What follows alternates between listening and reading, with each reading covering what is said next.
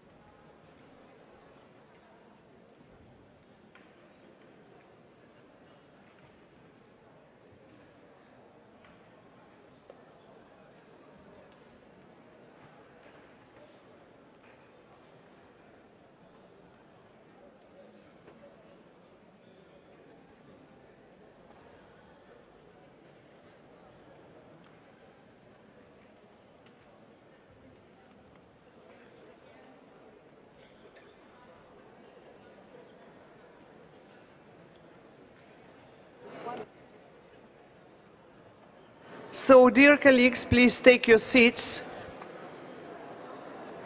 and we go back to our business. Sorry, I think we have to go to Schwetzingen. Yes. So now the first item of our agenda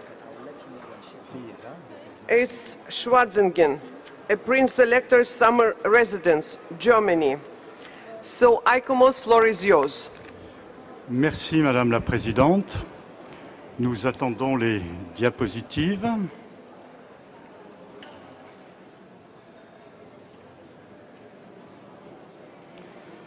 Schwetzingen, une résidence d'été du prince électeur, Allemagne. La recommandation est dans le document 8B, page 32 en français, 29 en anglais. Suivant. Diapositive suivante, s'il vous plaît. Le bien a été soumis pour examen par la 33e session du Comité du patrimoine mondial en 2009. L'ICOMOS avait alors recommandé de ne pas inscrire le bien sur la liste. L'État partie avait alors retiré la proposition d'inscription. Suivant. Les princes électeurs du Palatinat édifièrent la résidence d'été de Schwetzingen au cours du XVIIIe siècle à partir d'un noyau plus ancien. Le château et ses dépendances sont de style baroque. Il comprend d'importants jardins et une entrée urbaine. Suivant. En termes de catégorie de biens, il s'agit d'un ensemble. Le château de Schwetzingen se situe au nord-est de l'État régional de Bade-Wurtemberg, qui en est le propriétaire. Suivant. Le bien est constitué par le palais, ses dépendances, ses jardins, ainsi que par une avenue latérale au nord et différents éléments urbains à l'est. Suivant. Le plan montre bien l'organisation rationnelle du château et de ses dépendances le long d'un grand axe principal d'orientation, en gros est-ouest, et d'un axe orthogonal secondaire. Il s'articule par le grand parterre circulaire. Suivant. L'électeur Karl Theodor agrandit et réorganise le palais de Schwetzingen au milieu du XVIIIe siècle, en tant que principale résidence d'été de sa cour. De nombreuses annexes sont ajoutées. Suivant. Le noyau ancien restructuré forme le cœur du palais d'été, dont les deux façades principales et la cour d'honneur montrent le style mixte un petit peu massif, avec des éléments architecturaux à la fois du XVIe, du XVIIe et du XVIIIe siècle. Suivant. À l'est, l'axe principal d'accès au château contribua à restructurer la petite ville, formant une avenue bordée de villas et de maisons, puis de dépendances du château, et qui conduisait à l'entrée principale. Suivant. L'inspiration stylistique générale de cette partie est d'ordre baroque, faisant partie du même programme constructif que le château. Suivant. L'intérieur du château a été réorganisé au XVIIIe siècle. Il comprend de riches décors par des peintures murales et des stucs, des tapisseries et un mobilier important. L'ensemble est bien conservé. Suivant. Au nord-ouest se trouve le théâtre, ouvert en 1753 et qui sert aussi à l'opéra. Il est du type à l'italienne et c'est le plus ancien conservé à ce jour. Son style est rococo. Dans la tradition des grandes demeures princières de l'époque, Schwetzingen connaît une vie culturelle brillante et créatrice, notamment pour la musique, l'opéra et le théâtre. Suivant. Le château comprend d'autres salles remarquables, comme les 2 pavillons en quart de cercle qui formaient initialement l'orangerie. Toutefois, en 1777, Karl Theodor quitte les pays rhénans pour la Bavière dont il hérite. L'influence culturelle de Schwetzingen, qui vient de connaître son âge d'or, décline. Suivant. L'ensemble du château et de ses jardins s'ordonne autour du grand axe central, avec une assez forte symétrie générale, sans que celle-ci soit totale ni systématique, surtout lorsqu'on s'écarte de la direction principale. C'est une application du principe général mis en œuvre à Versailles et l'on qualifia parfois Schwetzingen de Versailles rhénan. Suivant. Le premier jardin, le plus ancien, débute avec le grand parterre circulaire et il se prolonge en suivant l'axe principal. De conception géométrique stricte, il intègre des éléments baroques dont la qualité de la documentation historique permet aujourd'hui une conservation de grande authenticité. Suivant. Les évolutions des jardins connaissent plusieurs étapes durant la seconde moitié du XVIIIe siècle et au début du XIXe, illustrant bien l'art des jardins jusqu'à celui de type paysager à l'anglaise. Suivant. Le jardin comprend toujours la collection complète de plus de 200 statues réunies au XVIIIe siècle par les princes électeurs. Pour des raisons de conservation, ce sont aujourd'hui des copies. Les thèmes en sont très variés et bon nombre de ces sculptures ont été spécialement réalisées pour Schwetzingen. Suivant. Les bosquets sont à thème, généralement illustrés par des fabriques, soit des édifices plus ou moins importants à but esthétique. Ils comprennent aussi une statuaire et des mises en scène végétales. Suivant. Conçus dans les années 1760-70 par l'architecte paysagiste Nicolas Le Pigage, les fabriques illustrent un style pittoresque avec des thèmes mythologiques antiques ou d'inspiration exotique, comme le thème des mosquées. Suivant. Le château et ses jardins comprennent un certain nombre d'éléments hydrauliques caractéristiques des techniques de l'époque au service des parcs et des jardins d'agrément en Europe. Suivant. L'intégrité matérielle du bien a été convenablement restaurée et régénérée, notamment pour les jardins. L'intégrité du bâti est satisfaisante dans la disposition des édifices, dans la composition de la résidence et la qualité d'ensemble de la conservation des bâtiments et de leur intérieur. L'ICOMOS tient à souligner les efforts qui ont été développés à Schwetzingen afin de redonner un caractère authentique approfondi, notamment au jardin. Toutefois, l'ICOMOS considère que l'analyse comparative ne parvient pas à démontrer en quoi le bien proposé se distingue des autres châteaux et des autres jardins de la même époque, déjà reconnus par la liste du patrimoine mondial ou de valeur européenne reconnue, et en quoi il est donc unique ou même seulement exceptionnel. Si quelques-uns des attributs matériels ou immatériels sont tout à fait remarquables, comme le théâtre, le parterre central, certaines des fabriques du jardin, ou encore des monuments historiques relevant de l'histoire musicale et théâtrale européenne, ils ne confèrent pas à eux seuls une valeur universelle exceptionnelle à un ensemble beaucoup plus vaste qui constitue le bien. Critère 3, l'ICOMOS considère que le caractère distinctif du palais d'été apporté par Schwetzingen par rapport à d'autres biens similaires n'est pas ici suffisamment exceptionnel pour pouvoir justifier ce critère. Il en va de même pour les modes de vie et les pratiques culturelles de la musique, de l'opéra, du théâtre au siècle des Lumières dans les palais des princes allemands. Ce critère n'a pas été donc pleinement justifié. Critère 4, l'ICOMOS considère que les modes de construction des palais et la conception des jardins qui les accompagnent au XVIIIe siècle sont présents dans d'autres palais déjà inscrits sur la liste du patrimoine mondial. Le bien témoigne de valeurs architecturales baroques ou de la conception des jardins partagés par des résidences royales ou princières qui ne ressortent pas strictement ou uniquement de la catégorie des résidences d'été, mais qui en sont les références internationales incontestables. Ce critère n'a donc pas été pleinement justifié. Les diapos suivantes Et diapo suivante. La délimitation du bien, sa protection et sa conservation ne posent pas de problème, elles sont satisfaisantes, mais compte tenu de ce qui a été dit sur l'absence de valeur universelle exceptionnelle du point de vue de l'ICOMOS, la recommandation est de ne pas inscrire une résidence d'été du prince-électeur Allemagne sur la liste du patrimoine mondial. Merci Madame la Présidente.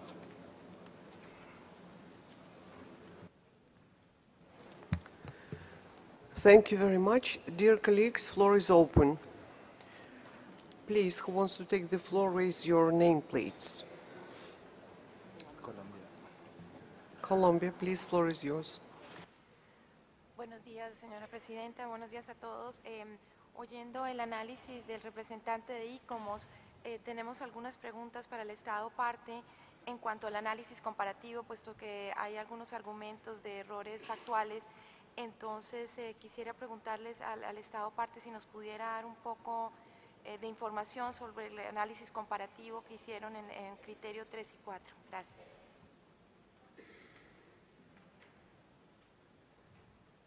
France, floor is yours. Merci Madame la Présidente. En ce qui nous concerne, nous avons une question plutôt à poser à l'ICOMOS sur justement l'appréciation du critère 4. C'est un débat d'ailleurs qu'on aurait pu déjà soulever à propos de dossiers disparants hier. Il me semble que dans la liste des 6 critères, il faut avoir à l'esprit que ceux-ci sont de nature différente. Et je pense que les 3 premiers, ce n'est pas pour y revenir, sont des critères qu'on peut appeler d'exceptionnalité. En revanche, les 2 suivants sont plutôt des critères qu'on pourrait appeler de représentativité. Le critère 4 dit bien offrir un exemple éminent d'un type de construction. Il ne dit pas qu'il doit s'agir d'un bien unique ou exceptionnel, mais qu'il doit être un exemple d'un type. Et ce type peut exister, évidemment, dans diverses déclinaisons. L'ICOMOS se justifie l'exclusion de ce critère pour le dossier qui est venu aujourd'hui par le fait que ces qualités sont présentes dans d'autres palais déjà inscrits sur la liste. Mais le critère 4, me semble-t-il, ne demande pas cela. Et je voudrais donc bien avoir le commentaire de l'ICOMOS sur ce point, parce que si nous n'avions pas la même interprétation des critères, ce serait quand même une vraie difficulté. Je vous remercie, Madame la Présidente. Thank you very much. I see no other speakers, so I give the floor to ICOMOS.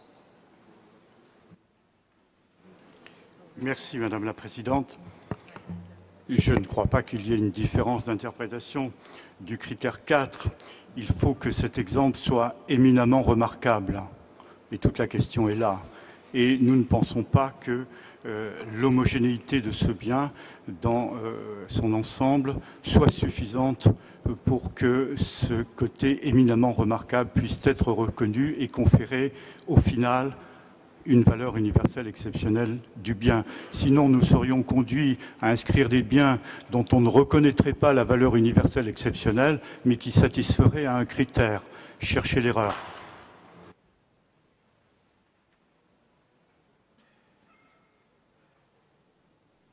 Thank you very much. Germany, floor is yours. Thank you very much, Madam President. I give the word to our Professor Troll, who is the expert on it.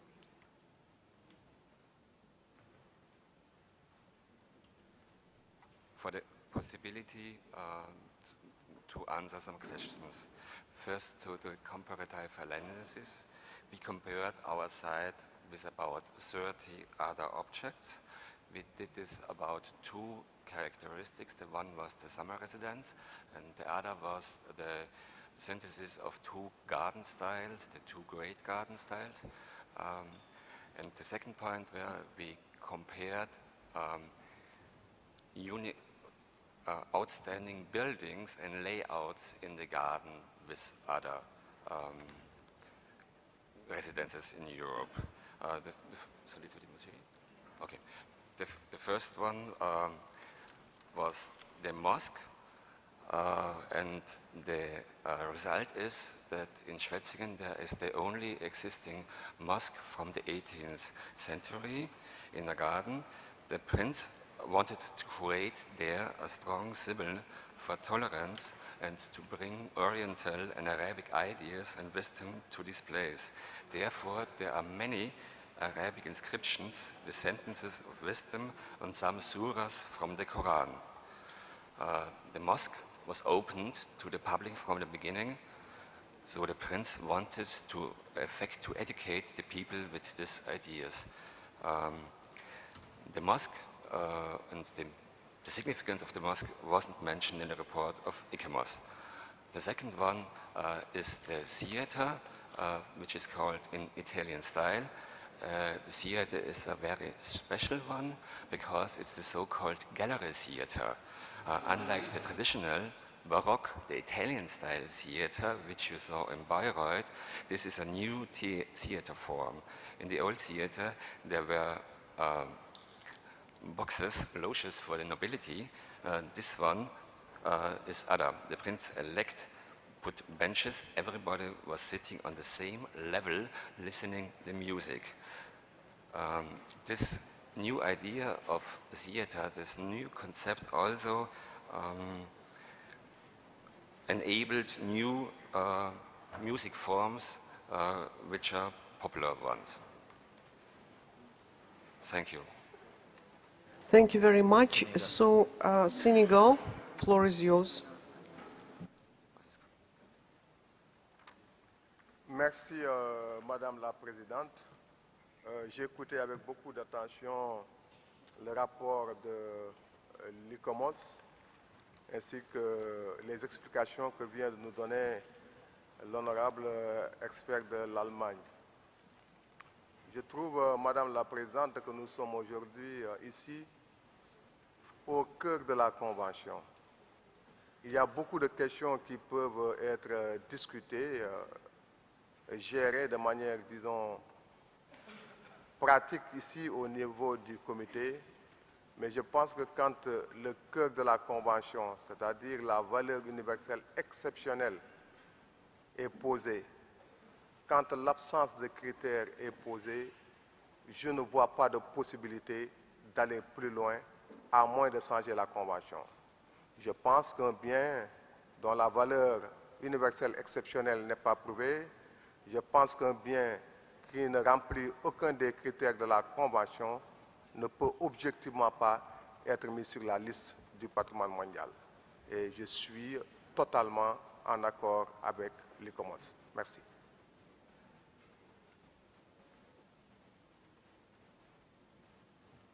Thank you very much. India, floor is yours. Thank you, Madam Chair. We've listened to the State Party and we have also looked at details of the mosque and other unique buildings that were described. We would like to know from ICOMOS whether these were considered as part of the outstanding universal value. Thank you. Qatar, floor is yours.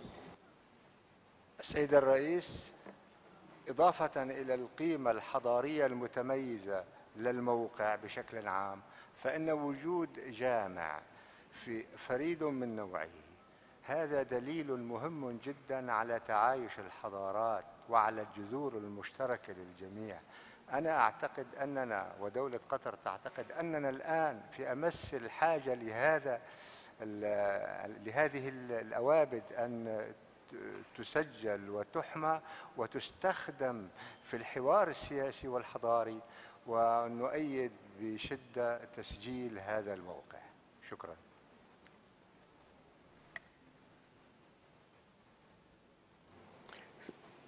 Wow. Switzerland, please, floor is yours. Merci Madame la Présidente. Nous pensons que l'argument que nous venons d'entendre n'est pas valable pour les questions que nous devons nous poser. On peut apprécier et respecter les valeurs, certes importantes, de cet ensemble palatial, mais Schwetzingen, à notre avis, ne possède pas de valeur universelle exceptionnelle et nous partageons dans ce sens l'avis de l'ICOMOS et l'avis de la délégation du Sénégal. Il faut aussi voir qu'on ne peut pas réduire la valeur sur des éléments individuels qui sont peut-être dans ce bien, parce que la candidature, elle porte bien sur l'ensemble palais avec le jardin et les éléments à côté. Il faut d'ailleurs noter aussi, quand on parle du théâtre de ce château, que nous avons inscrit hier le théâtre de Bayreuth. Et si on a bien étudié le dossier de candidature de cette candidature-là, dans l'analyse comparative de ce dossier, il ressort que par rapport au théâtre de Bayreuth, le théâtre de Schwetzingen est de moindre valeur. Donc il faudra qu'au moins on soit cohérent dans les appréciations. Donc la Suisse soutient la décision dure, mais justifiée à notre avis, de ne pas inscrire le bien sur la liste du patrimoine mondial. Merci Madame la Présidente. Thank you very much. Now I give the floor to ICOMOS. You have the questions. Merci, Madame la Présidente. Quelques mots pour commenter ce qui vient d'être dit et les questions qui ont été posées.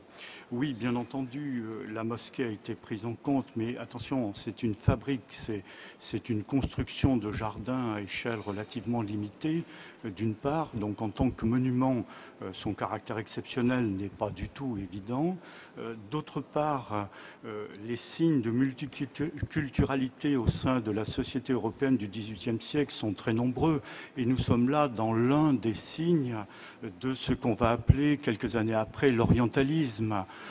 Donc certes, c'est à noter, mais ça n'est en rien pour nous un caractère exceptionnel. D'autre part, quand on nous dit que cet ensemble est unique, évidemment, chaque bien, chaque jardin, chaque château est unique d'une certaine manière, mais il n'est pas unique en termes de valeur.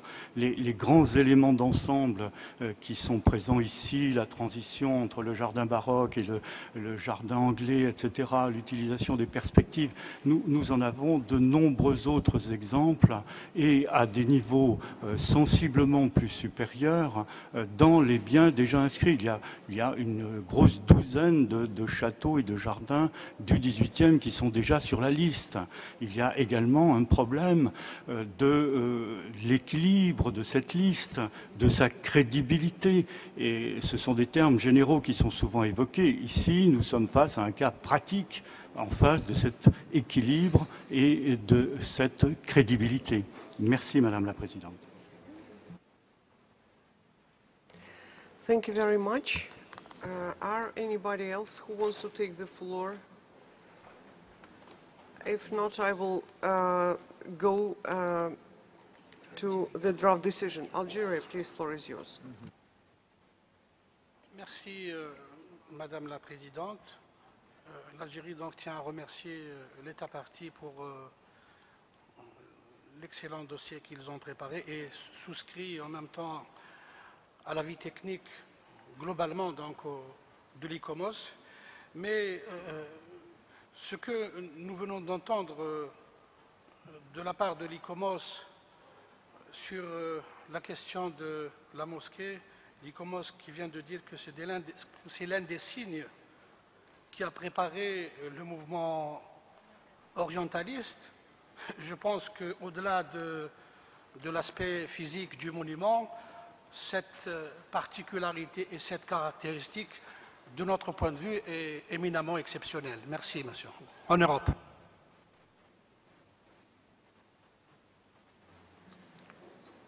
Thank you very much. Who else wants to take the floor? So, if not, I move to the draft decision. Rapporteur, floor is yours. Thank you, Madam Chair. We are dealing with draft decision 36-COM 8B.31. There are no amendments proposed for this decision, Madam Chair. It is comprised of 2 paragraphs, so you may go along and approve if the committee so wishes. So, dear colleagues, the decision is before you. Algeria, floor is yours. No, they didn't put it. Merci, Madame la Présidente. En considération de ce qui vient d'être dit par l'Algérie, et notamment le fait que ce bien a contribué dans le domaine de l'art à reconnaître un mouvement orientaliste dans ses débuts en Europe, nous proposons que le bien soit inscrit. Merci.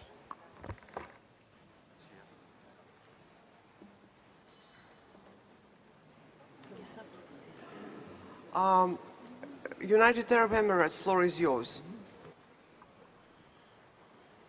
شكرا سيد الرئيس. الإمارات تقدر الجهد المبذول من قبل الدولة الطرف، وتقدر أيضا حاليا جهد إيكومس، ولكن قبل أن ننتقل إلى هذه الخطوة نحن نشعر أنه من الحق أن نعطي الدولة الطرف فرصة أخيرة وللرد على تساؤل عن هل كان بالإمكان اختصار هذا العدد من العناصر، وربما كان ممكن أن يأخذ هذا الترشيح منحى آخر. شكرا.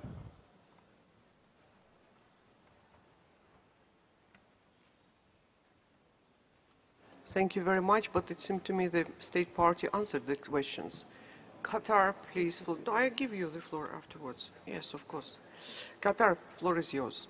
مرة أخرى دولة قطر تؤيد الطلب الدولي صاحبة العلاقة، ونؤيد ما قاله الوفد الجزائري والإماراتي، ونضيف أن وجود مسجد من ذلك العصر ضمن مجمع فني حضاري متعدد الديانات والانتماءات هو مثال ناطق وساطع على استخدام الماضي في خدمة الحاضر. نحن الآن بحاجة إلى الاعتراف بالتسامح وبالتعايش وبالجذور المشتركة لقيمنا الروحية والدينية. وشكرا.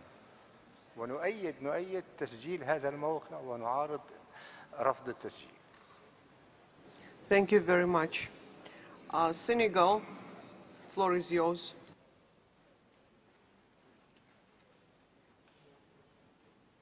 Merci, Madame la Présidente. Je pense que on est vraiment en train, en ce moment précis, de porter des coups assez importants et consistants au cœur de notre convention. L'orientalisme est peut-être une idée, une vision immatérielle. Vous pourrez peut-être aller voir comment développer ça dans la convention de 2003. Ce qui me paraît aujourd'hui, parce que je pourrais aussi évoquer les lettres persanes et tout le reste. Ce qui me paraît aujourd'hui important, c'est le rapport aux critères. Les critères, ils sont précis. Il faudrait prouver que l'ICOMOS a tort. Il faudrait prouver que l'ICOMOS n'a pas clairement identifié et analysé tous les critères. Je pense que ce n'est pas une question idéologique, ce n'est pas une question d'orientalisme, c'est une question de respect des fondamentaux de notre convention. Et je pense que si on commence à raisonner en termes de conviction culturelle, on risque de chavirer et d'amener l'inscription de n'importe quel bien sur la liste. Et je pense que ce n'est pas possible. Merci.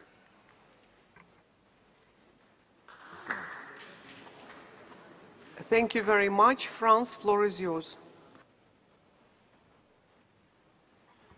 Merci Madame la Présidente. Je crois que le problème de cette mosquée décorative ne doit pas cacher la cohérence des conclusions du rapport de l'ICOMOS auquel nous souscrivons. Je vous remercie.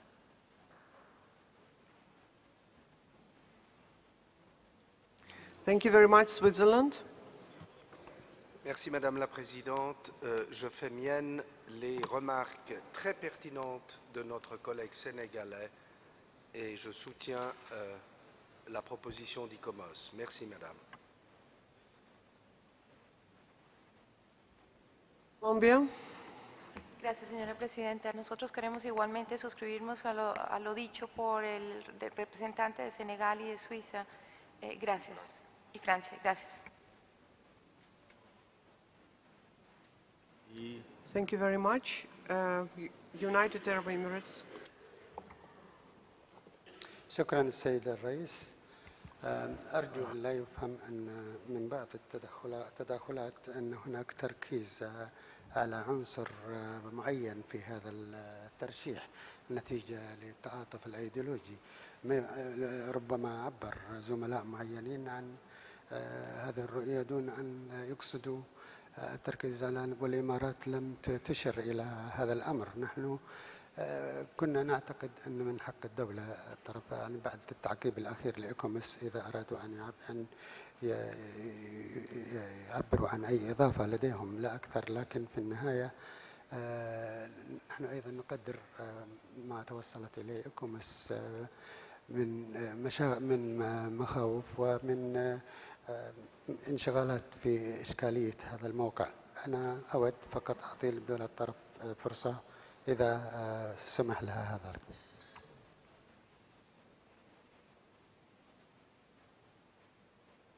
Thank you very much. Mexico, floor is yours. Gracias, señora presidenta. Mi delegación también, independientemente de querer escuchar la opinión nuevamente del Estado parte, quisiera también sumarse a los pronunciamientos hechos por la delegación de Senegal con respecto al fondo de lo que estamos abordando aquí, los bienes que estamos protegiendo aquí, y también a lo dicho por las delegaciones de Suiza y Colombia. Gracias, señora presidenta. Thank you very much. Malaysia, floor is yours. Thank you, Marin. It seems to us that there are many unique features about this summer palace. We just would like to ask the State Party whether they could explain whether the mosque is the only one which is preserved from the Baroque era. Thank you very much. Thank you very much. I see that nobody else wants to take the floor. Floor is yours, Germany. Thank you, Madam Chair. And because my English is a bit more fluent, I'll answer. This mosque is the only one that was ever built in this Orientalism period in stone, 38 meters high with 2 minarets in the garden adjacent to a Turkish garden too. This mosque, therefore, broke with the tradition of a decorative mosque only, which was used in Great Britain in the Kew Gardens and in some other gardens. It is the only mosque that remains from this area.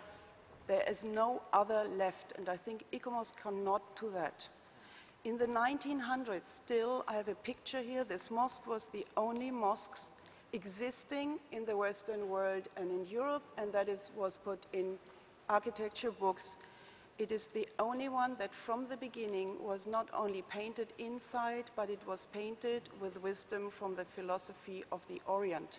And I deeply regret that this was not mentioned at all in the ICOMOS report, and I can't shout foul because I'm not allowed to do that, but I think it is not by chance. You have seen the pictures.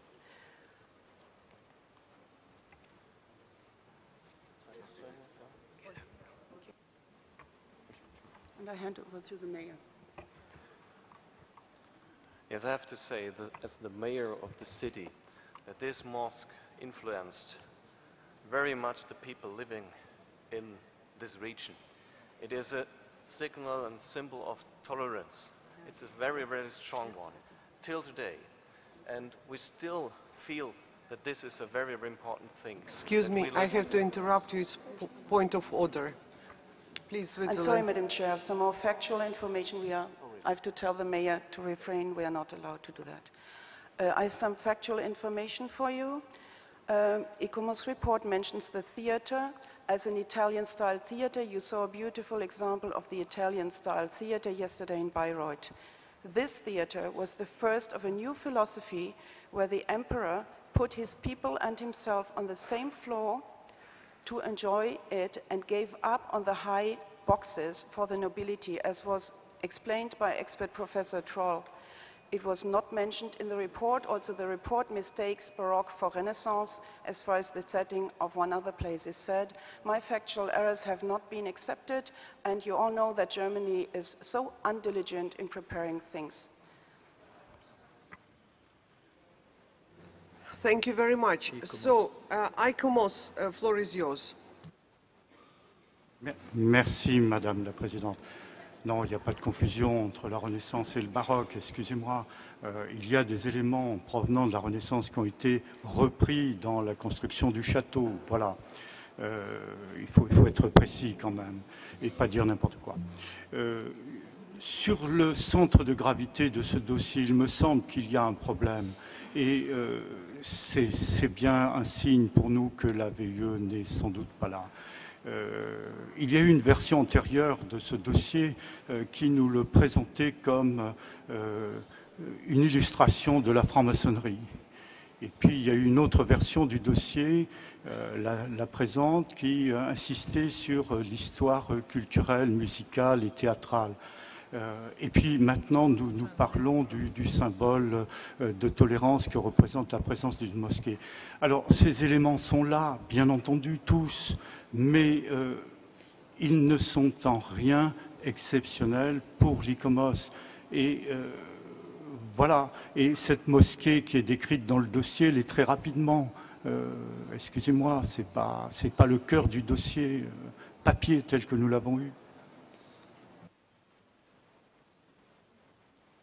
Algeria, floor is yours. Merci, Madame la Présidente. Je pose une question à l'ICOMOS. Je voudrais être convaincue.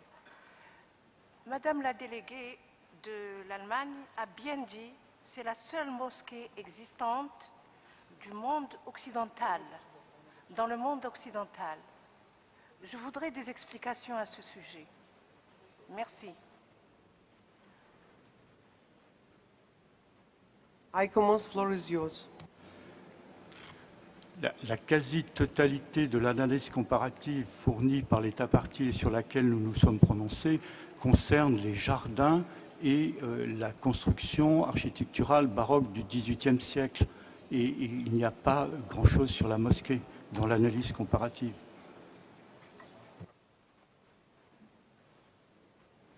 Thank you very much, Switzerland. Excusez-moi. No, we can't have such discussion, excuse me. Switzerland, please, floor is yours. Je rappellerai simplement, pour me faire l'écho de ce que vient de dire l'honorable délégué de l'ICOMOS, que nous sommes saisis non pas de la question d'une valeur universelle exceptionnelle d'une mosquée qui se trouverait en Allemagne à une date X, Y ou Z, mais d'inscrire un bien qui s'appelle Schwetzingen, une résidence d'été du prince électeur en Allemagne. Voilà. Je crois que la question de la mosquée n'a rien à voir avec ce dossier. Merci, Madame, ou très peu à voir avec ce dossier. Merci, Madame la Présidente. Thank you very much, Algeria. Merci, Madame la Présidente.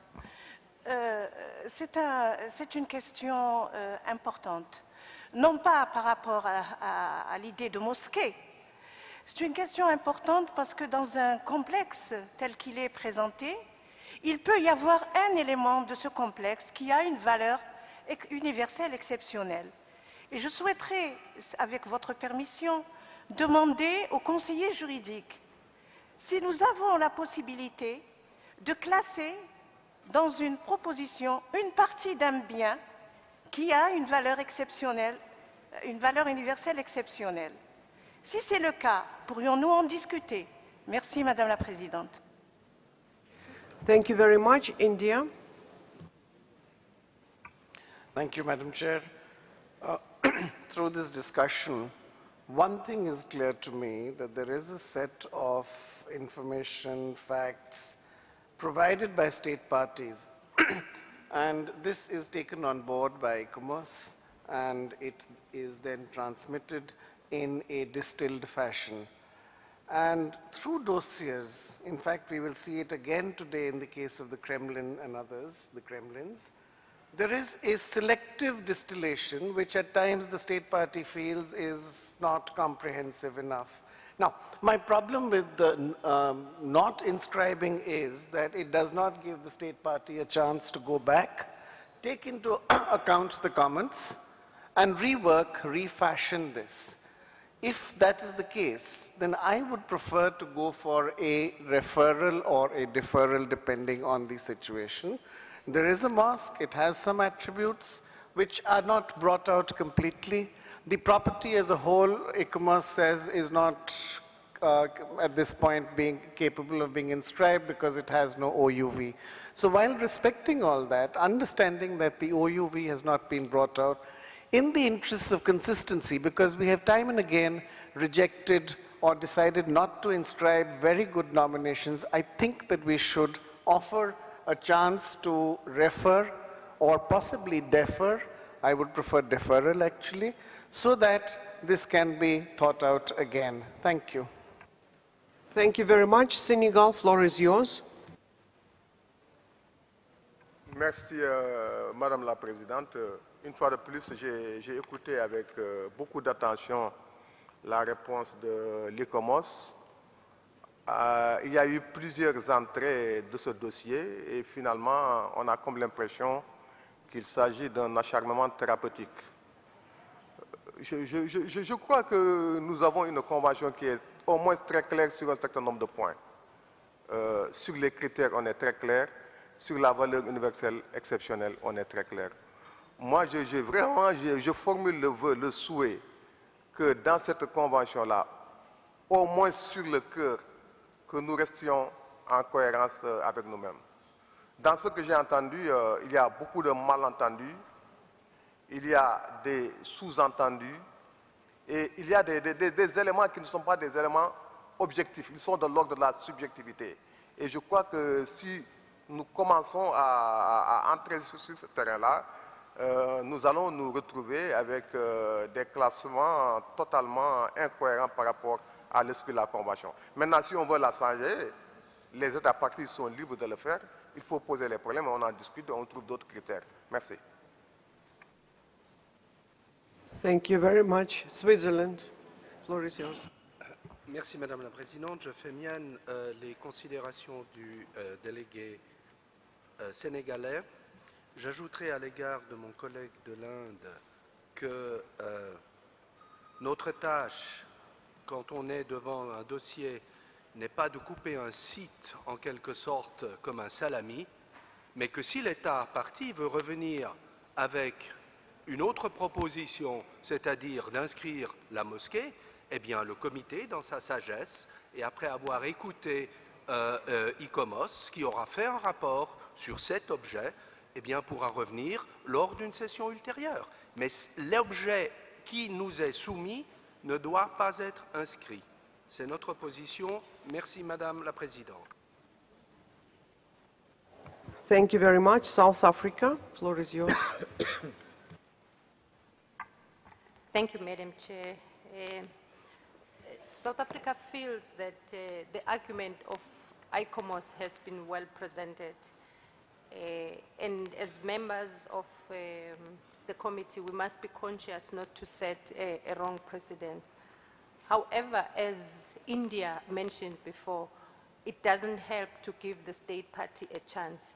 So we recommend a deferral, which will allow the state party to provide the information and clarity that is required for the site. Thank you. Thank you very much. France, floor is yours. Merci Madame la Présidente. Effectivement, pourquoi ne pas différer? Et en tout cas, je pense qu'il ne faut pas qu'on s'enlise dans ce débat sur une mosquée à 2 minarets, qui est une mosquée décorative, une mosquée sans fidèles, sans croyants, et qui n'est absolument pas la seule en Europe, parce que je rappelle que dans énormément de villes, je pense à Sarajevo, je pense à Palerme, je pense à des villes espagnoles, je pense à Malte, qui sont toutes des villes européennes, il y a des mosquées à cette époque-là. Je vous remercie.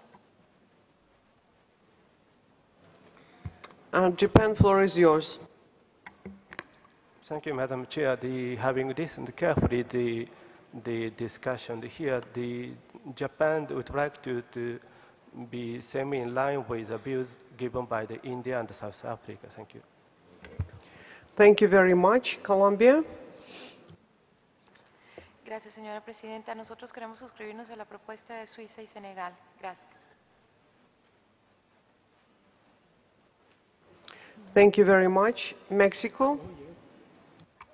Gracias, señora Presidenta. Nosotros también quisiéramos manifestar de manera muy enfática la posición que ha dicho Suiza, Senegal, Colombia, pero además quisiéramos poner un acento importantísimo a los miembros del comité en el sentido de recordar los principios fundamentales que evocan la credibilidad, la representatividad y el equilibrio. Y quisiera recordarles, pues, que la categoría de palacios en Europa está ampliamente representada. Y aquí tendríamos que ver el conjunto y la postulación del palacio, y el tema de la mezquita salió como un elemento aleatorio en esta postulación, pero no es el corazón del fondo que Alemania está proponiendo como bien. Muchísimas gracias.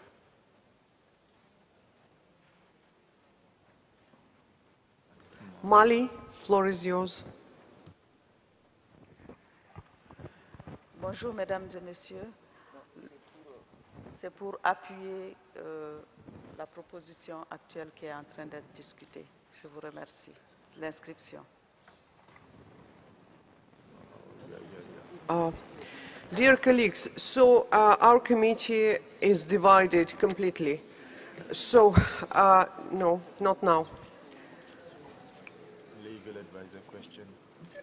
Legal advisor, please answer the question. Thank you, Madam Chairman. I believe this is in reply to the question put by Algeria as to whether you could submit, you could split a nomination and inscribe one part and not the other. Subject to confirmation by the Secretariat, I believe that the State Party could not do this. It would have to submit a separate nomination the following year. Thank you very much.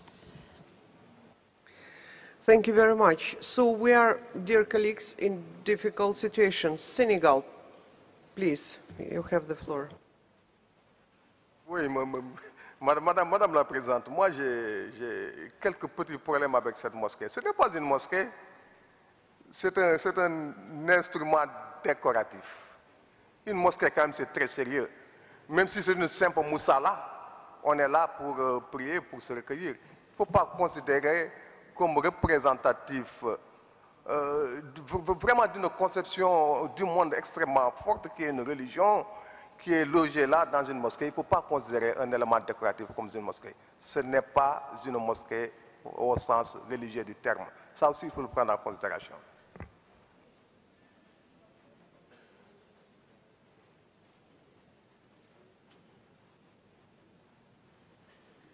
They have not found him. Thank you very much. So we are in difficult situation. So we have some countries which are for not inscription, there are inscription and deferral. So dear colleagues, maybe the deferral will be some, way out from this very difficult situation, and State Party with the ICOMOS will look for the possibility somehow to find the right criterion for this really very interesting, outstanding, and like our colleague explained, property with the Oriental, I would say, style and philosophy which have been first built in Europe. So my proposal would be that I have no right maybe to be very insistent, but for deferral and to give the time to State Party to work a little bit more. Thank you very much. Senegal, floor is yours.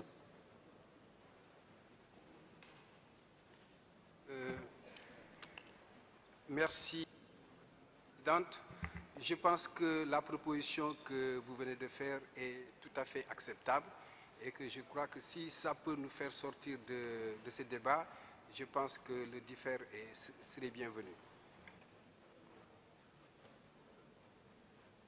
So, dear colleagues, I will give the floor.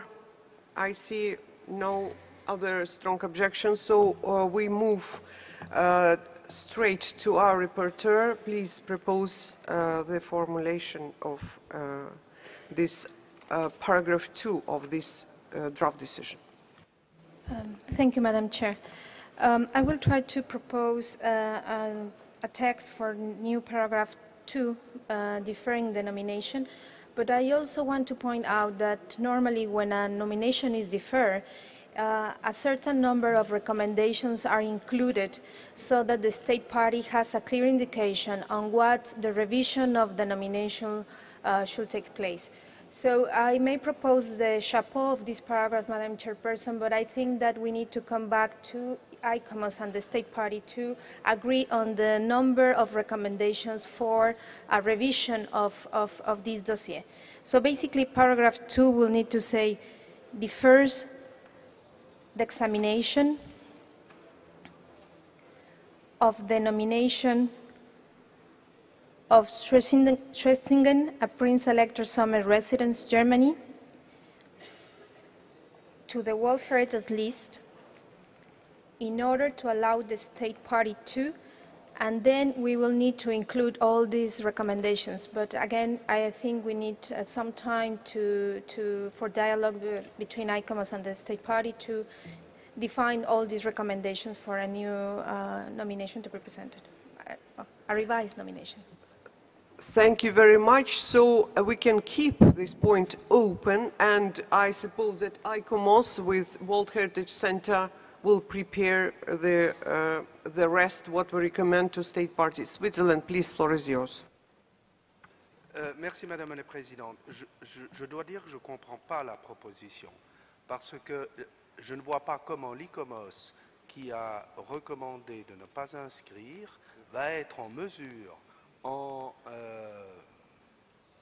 2 jours ou 3 jours, que sais-je, de changer d'avis sur la base d'une discussion avec l'Allemagne. J'aimerais que vous posiez la question à l'ICOMOS pour savoir si c'est une procédure qui est faisable.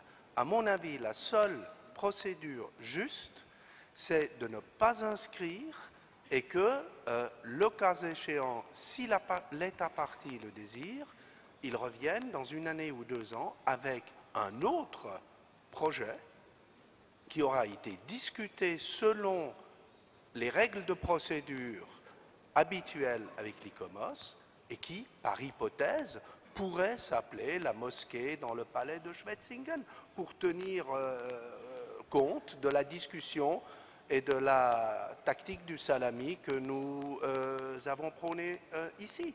Merci, Madame la Présidente.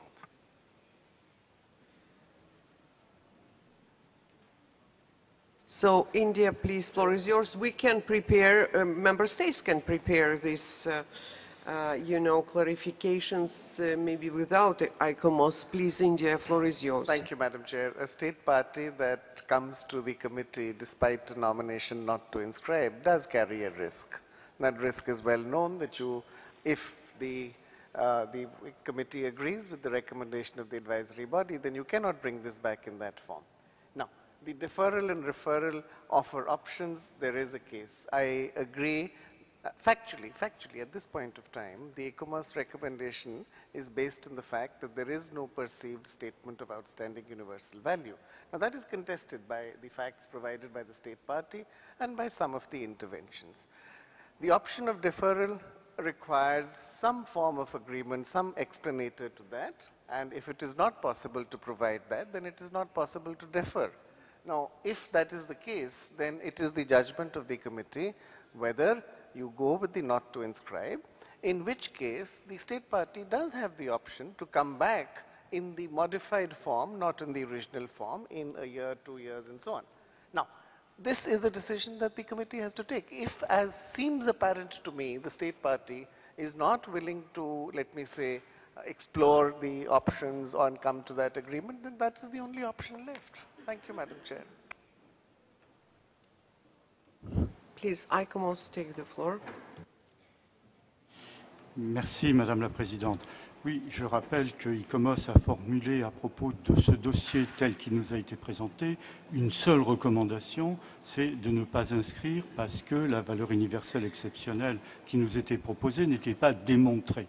Bon, à partir de là, nous pouvons bien entendu prendre en compte les discussions qui viennent d'avoir lieu au sein du comité, mais nous sommes, si j'ai bien compris, sur un élément extrêmement ténu du dossier tel qu'il nous a été présenté aujourd'hui, c'est-à-dire une mosquée décorative qui fait elle-même partie d'une série d'une vingtaine de fabriques, c'est-à-dire d'édifices décoratifs, des bosquets, du jardin, qui lui-même n'est qu'un élément de l'ensemble.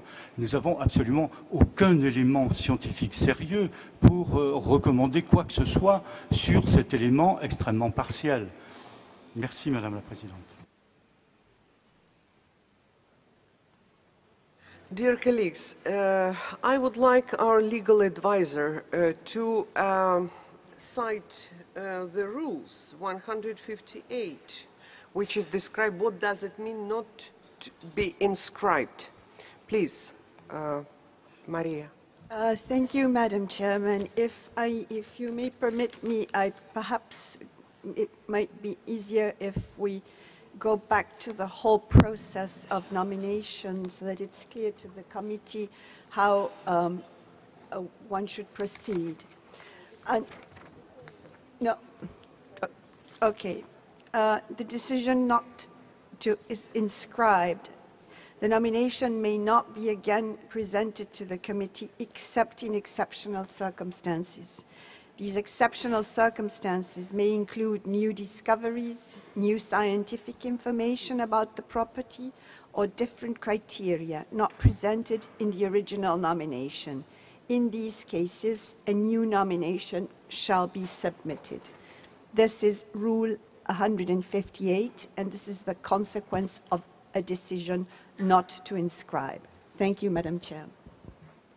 Thank you very much, but I would like to return to our, it seems to me, more or less consensual understanding that we can defer and give the state party the possibility to work a little bit more on the, you know, and prove that this, you know, site has outstanding universal value. And I would like to ask maybe India, we can keep it open.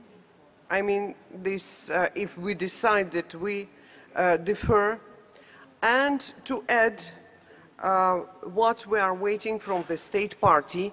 And I would like maybe ask India delegation to, you know, elaborate these recommendations. If you have, if you agree with me, so can we keep like this, now open, so it will be elaborated? Some proposal, please, United Arab Emirates.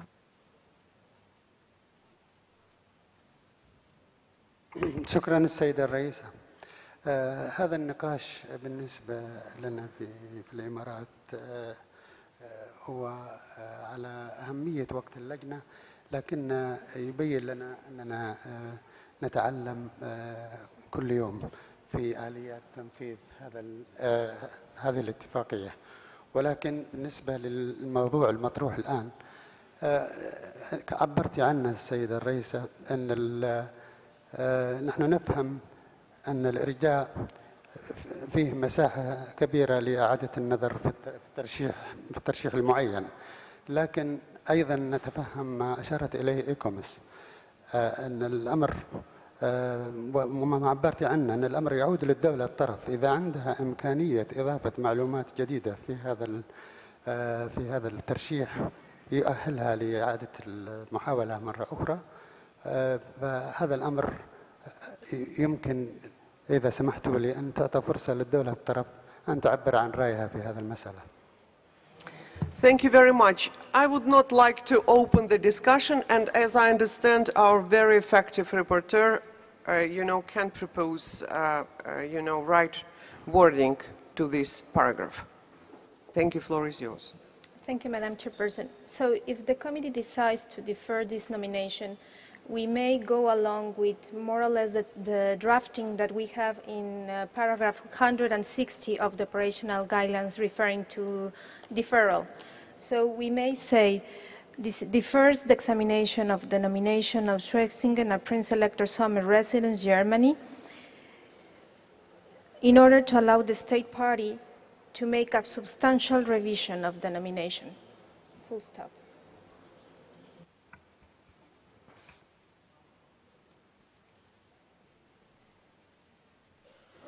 Switzerland. Excusez-moi, Madame la Présidente, de reprendre encore une fois la parole, mais pour moi, c'est une question de principe. Je pense qu'il est loisible à l'État partie de revenir quand il veut avec un nouveau projet, mais différer cet objet ne me semble tout simplement pas possible. Ce n'est pas possible. Et donc, personnellement, j'aimerais proposer le vote. Colombia. Gracias, señora Presidenta. Iba a tomar la palabra igualmente como Suiza. Por principio, empezar a jugar con de esta manera en la convención es muy complicado para nosotros, para nuestros expertos también, porque es que ni siquiera es una revisión sustancial, es la revisión completa de la nominación. Nosotros también estamos por no inscripción. Thank you. Switzerland, I would like to ask you what you propose to vote.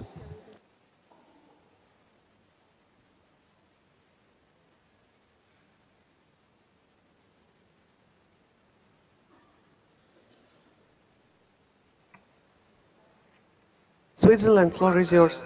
Sur la proposition initiale de l'ICOMOS, qui est la non-inscription. Merci. Dear colleagues, but normally with the rules of procedure, legal advisor, please, how we have to vote if we decide to vote? Thank you, Madam Chairman. The question of inscription or non-inscription of a property under the Convention requires a two-thirds majority of its members present and voting. Up to now, the request for a vote has just been a simple request for a vote, so it would be by show of hands, since no one has made a request for a secret vote or a roll call vote, and that is how you should proceed. Thank you. Thank you very much, but when I asked you, I meant different. What we will vote, original proposal or the last one? If I understood correctly from the delegation of Switzerland, and he can correct me, he wishes to vote on the initial proposal of whether the property should be inscribed or not. That is to say, on the decision of non-inscription recommended by ICOMOS, but he can correct me if I did not interpret him correctly. Thank you. Thank you very much. United Arab Emirates. شكرا سيدتي الرئيسة. أنا عندما طلبت أن تعطي الدولة الطرف فرصة ليس بغرض إعطاء فتح مجال للنقاش أوسع. نحن قربنا من إمكانية الاتفاق على هذا مخرج من هذا النقاش، لكن ربما تكون الدولة الطرف بعد أن سمعت الخيارات أن هناك هامش أكبر من الحرية في أنها تختار ما تريد عند تقديمها ترشيح جديد، أو أنها تختار الإرجاء، وأمامها أيضا الصعوبات التي أشارت إليها الإيكوموس في صعوبة هذه العناصر في هذا الترشيح، وأبدو أن عندهم اقتناع بعدم إمكانية أي القيمة العالمية لأي من هذه العناصر. لذلك أعطوا للدولة الطرف فرصة تقرر ممكن توفر علينا هذا التصويت. شكرا.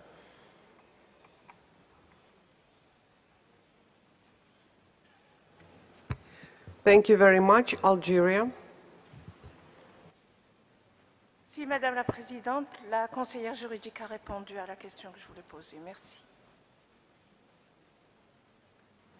Mexico, floor is yours.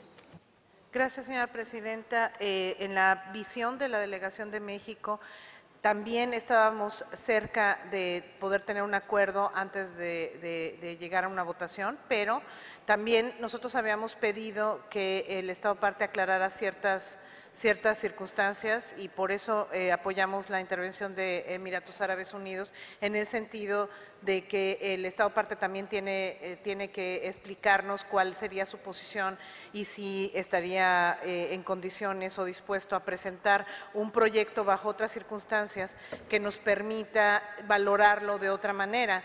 Gracias, señora presidenta. Thank you very much. State Party, please Germany takes the floor. Thank you very much, Madam President, and thanks to members of the committee. We appreciate that we can give our opinion on this. We have understood the committee in a way that they could accept us presenting a part of this block as a deferred version of this, and we can accept a deferral. Frankly, a deferral for us would be much better than a totally new thing, because with all involvement, and especially with the federal structure we have, we may have a big problem with the rest. To mention that just one word, because somebody said there were never religious feasts in this. It's not true. They were celebrated. It Al-Fitr and It al-Udhr feasts. So we would put the emphasis differently than we did with this. We see that you don't want to have more Baroque residences, and can accept that. Thank you. Thank you very much. So we had the State Party. Senegal, please, floor is yours.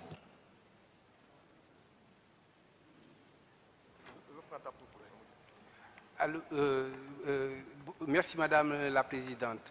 Si vraiment les États partis ne s'accordent pas sur le différé, on pourrait peut-être convenir au vote, comme l'a proposé l'ambassadeur de Suisse.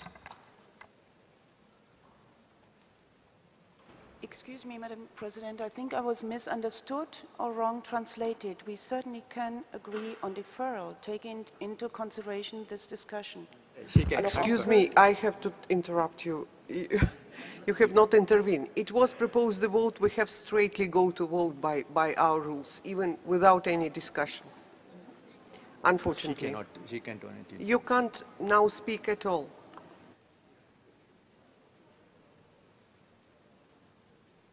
Madam Chair, I apologize. You can't, excuse me, you can't make the point I was of wrongly order. quoted, and this is not correct.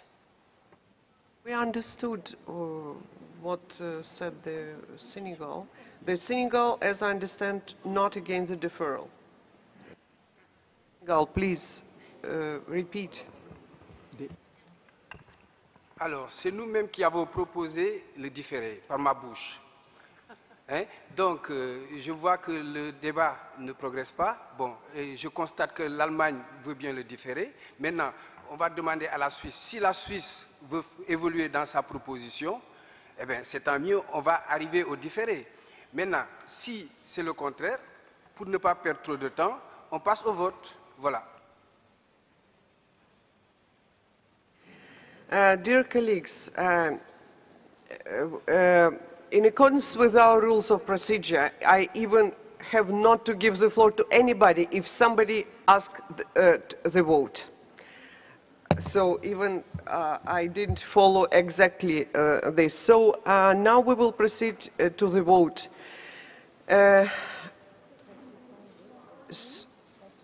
So, legal advisor, please recommend how it would be better to proceed with the vote. Well, Switzerland has requested the vote and has not made a request for a particular type of vote, so the vote is by show of hands. And so there to be no misunderstanding as to what you're voting on. It would be whether you agree not to inscribe Schwetzingen, a Prince Elector's summer residence, Germany, on the World Heritage List. That is the vote. It would be by show of hands, and a two-thirds majority of the committee is required because this is a matter of non-inscription covered by the Convention and by the rules of procedure. Thank you, Madam Chairman. So, dear colleagues, attention, no. Unfortunately, I can't give you the floor. We go straight to the vote. No. Point of order, please take the floor. And I'm sorry that I interrupt you, the chairship, And according to the rule of procedure, the Rule 25, the voting on amendment should be how can I say, done by the fastest the proposal or amendment. So I think not to inscribe the proposal is the original one, and the further the amendment is the amendment proposal. And according to the rule of procedure, Rule 25, the further the amendment should be the vote on first. That is my understanding. So, legal advisor, please, floor is yours, because my understanding it was the same, that we have to first to vote amendment. Please, take the floor. Thank you, Madam Chairman.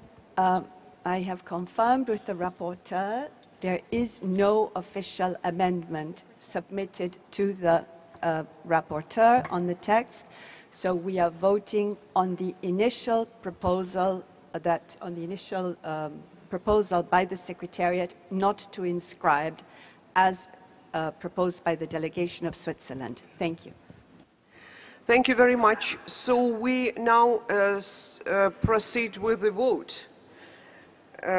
Please, legal advisor, formulate rightly how we have to pose the question, and it will be the vote by the third majority by handing the hands, show hands. Thank you. Okay. The question on which the committee has to vote, on which the members of the committee have to pronounce themselves, is on whether they agree not to inscribe Schwetzingen, a Prince Elector's summer residence, Germany, on the World Heritage List. I can read it in French.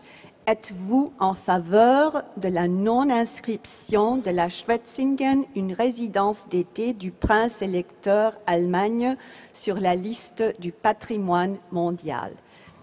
The vote, again, I repeat, is by show of hands, and a two-thirds majority of the members of the committee present and voting is required. Thank you.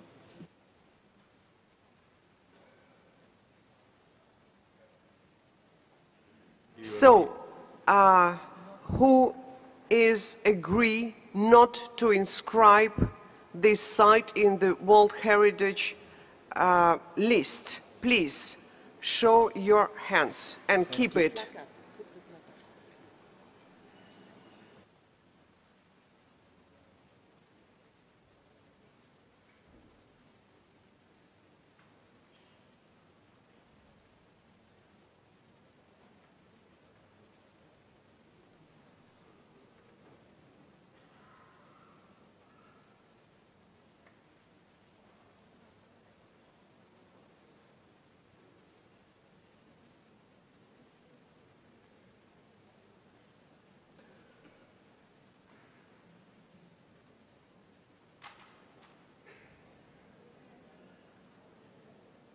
Nine now.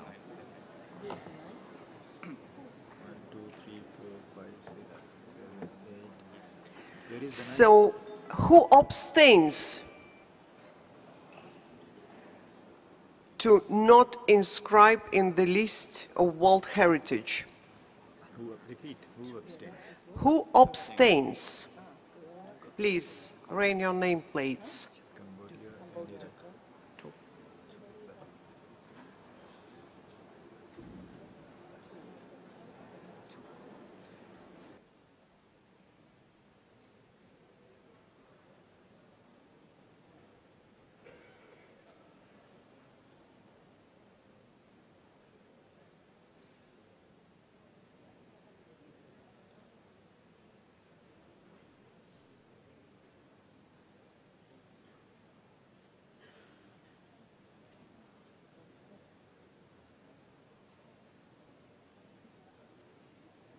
Favor of what?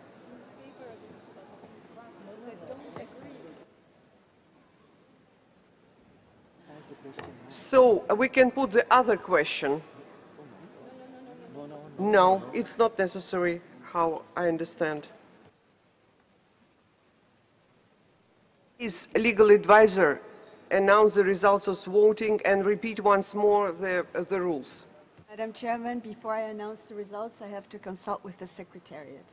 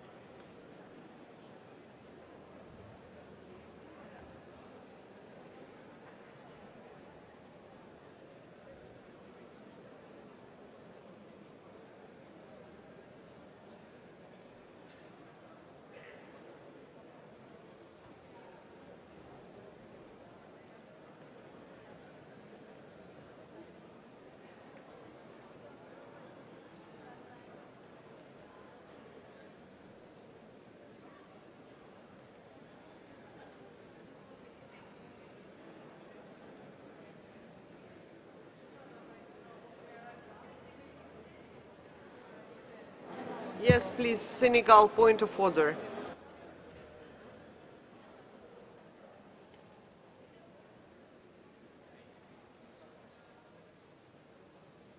Merci, Madame la Présidente. Je pense qu'il faudrait qu'on sache bien sur ce quoi on est en train de voter. L'ICOMOS a dit de ne pas inscrire. Si nous voulons changer la position de l'ICOMOS, nous devons voter les 2/3 contre cette proposition. C'est ça le règlement. On ne peut pas faire autre chose.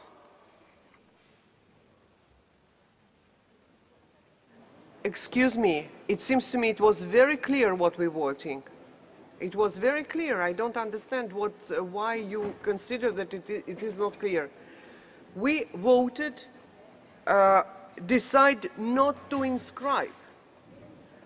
And for this, it's necessary to third majority of the committee to adopt this decision. So we didn't receive the majority, but I would like to give the floor to the legal advisor to announce the results. Senegal, please, floor is yours.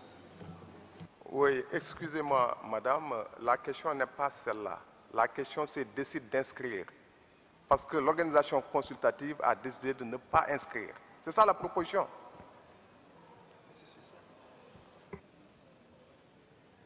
No, no, no. We voted not to inscribe. Excuse me.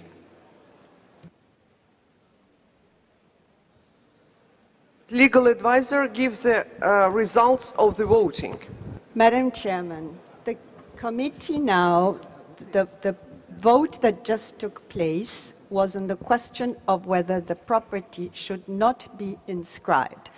The 2/3 majority for that did not pass. So now the committee has to vote on whether the property should be inscribed or not. And you require a 2/3 majority for this. Thank you.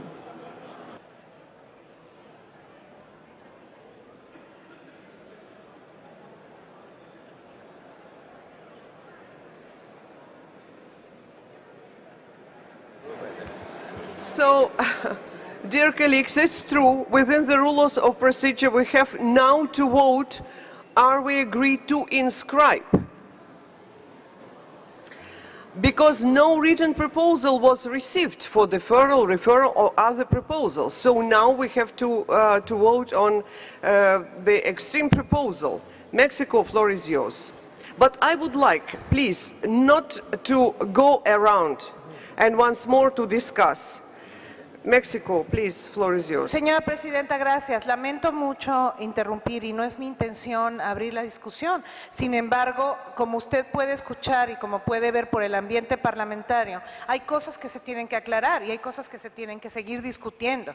Y una de ellas es que, si bien yo entiendo que no hubo una propuesta de enmienda formalmente, por la discusión previa en el comité emanó la posibilidad de diferir. Si ahora pasamos a una nueva votación a inscribir, no se habrá cumplido con el propósito de la primera votación. Por lo tanto, creo que se puede tomar, el comité puede seguir discutiendo la otra propuesta, que es diferir sobre la pantalla, aunque no se haya presentado una propuesta formal de inscripción, porque si no, entonces, ¿para qué estamos discutiendo este tema? Gracias, señora Presidenta. Yes, we can discuss the deferral and not to go to the voting for inscription. So, please, United Arab Emirates.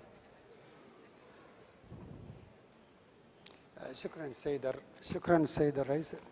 أعتقد أن موافقتك على هذا الإجراء للنقاش يحل التدخلي. شكرا.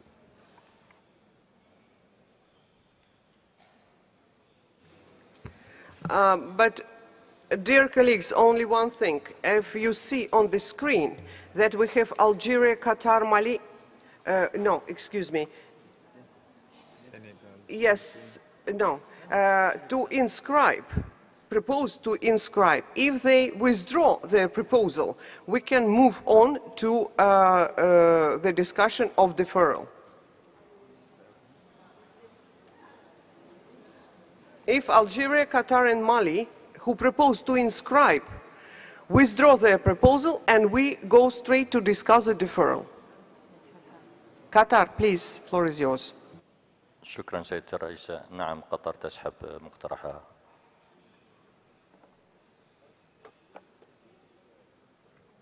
Algeria. Madame la Présidente, je voudrais d'abord rendre hommage à votre largesse d'esprit. Et c'est regrettable ce qui arrive. Nous discutons d'un sujet et nous ne sommes pas sur un terrain de lutte.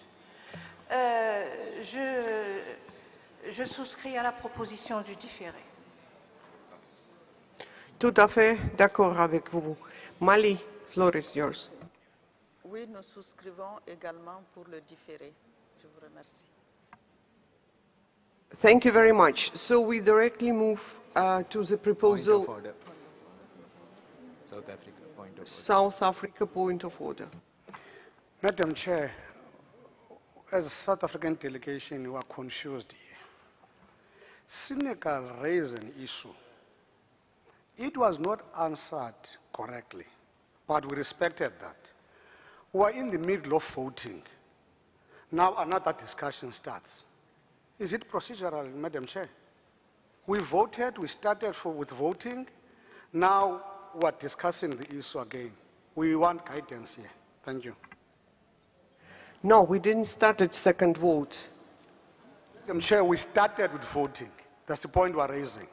Not the second one or first one. We started with voting procedurally. Why now we're opening a discussion in the middle of voting? No, excuse me. The voting was over for not inscription and results was announced. Then, because it was the other proposal for inscription and many countries opposed to discuss all possible, that it means that we had to vote on inscription, and the countries who proposed this option withdraw this, their proposal. That's why we now straight move to deferral.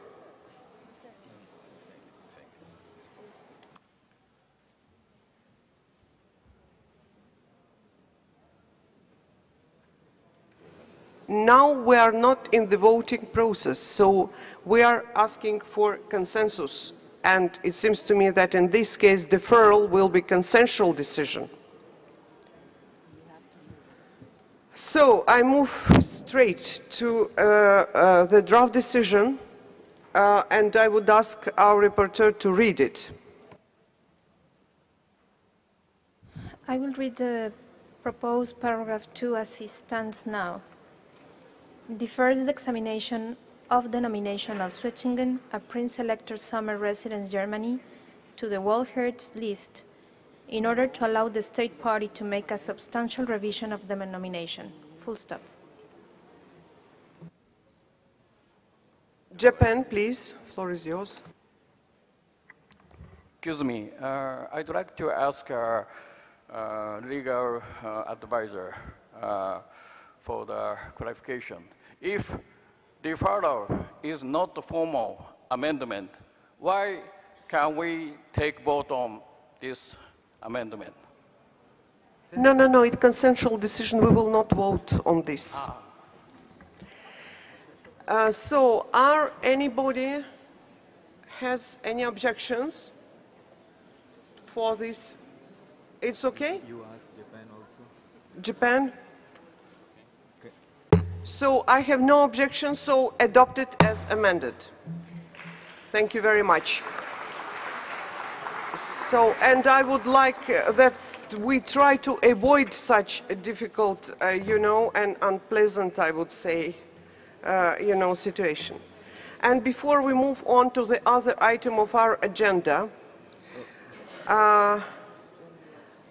we're pleased to have the presence this morning of Her Excellency, Madame Fadima Touare Dayo, Minister of Culture and Tourism of Mali. Please take the floor. Je vous remercie, Madame la Présidente. Madame la Présidente du Comité du patrimoine mondial, Monsieur le représentant de Madame la Directrice générale de l'UNESCO, Mesdames et Messieurs les membres du Comité du patrimoine mondial, honorables membres des délégations des États partis à la Convention, Mesdames et Messieurs en vos rangs et qualités et distinctions, je voudrais féliciter la Fédération de la Russie pour l'excellente organisation des présentes assises dans cette historique et futuriste ville de Saint-Pétersbourg, distillant à la fois les souvenirs et les rêves de la riche culture de la population de Russie à travers ses musées, ses théâtres, ses académies, pour ne citer que ceci. Mes premiers remerciements vont à l'UNESCO à travers sa directrice générale, Madame Irina Bokova, pour avoir toujours été aux côtés du peuple malien depuis le début des événements qui affectent nos biens du patrimoine mondial. Mes remerciements s'adressent également à messieurs les représentants des organisations consultatives de l'UNESCO. J'ai nommé le Centre international d'études pour la conservation et la restauration des biens culturels, le Conseil international des monuments et des sites et l'Union mondiale pour la nature, aux organisations non gouvernementales, à la presse, enfin à tout le personnel de soutien pour ce travail collégial d'organisation sans faille des présentes assises.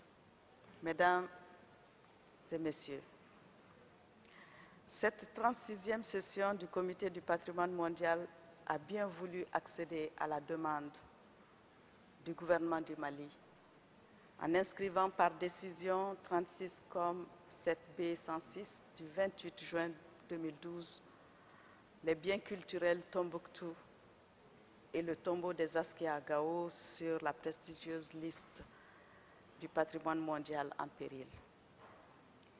Le monde entier a appris avec indignation ce samedi 30 juin 2012 la démolition de lieux de culte et de mémoire à Tombouctou. Il s'agit des mausolées, entre autres, Sidi Mahmoud, rageusement détruit après les premières dégradations causées le 4 mai dernier. Al-Walidji Tamba Tamba, déjà passé sous la hargne des assaillants. Et maintenant, les mausolées Cheikh Alpha Moya,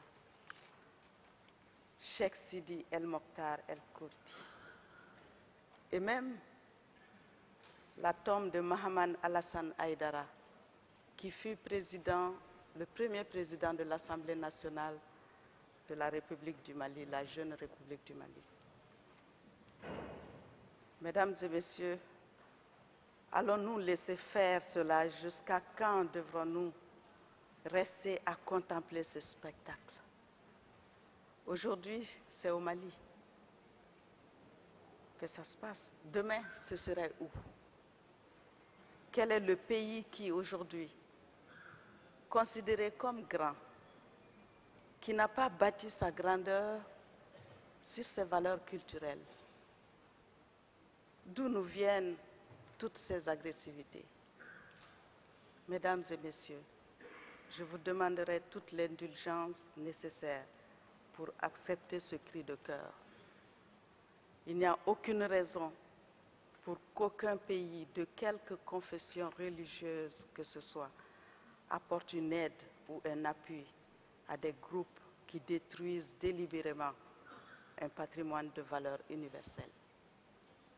De cette tribune, j'en appelle à la solidarité de la communauté internationale, car ces crimes n'ont rien à voir avec l'islam, religion de paix et de tolérance dont prétendent se réclamer les assaillants. Le Mali exhorte le système des Nations Unies à aller vers des actions concrètes et exemplaires pour bannir ces crimes incessants contre le patrimoine culturel des peuples et des communautés, en particulier le patrimoine culturel mondial de l'UNESCO. Quant au Mali, il a déjà commencé le processus de saisine de la Cour pénale internationale. Que Dieu le Tout-Puissant sauve le Mali. Je vous remercie.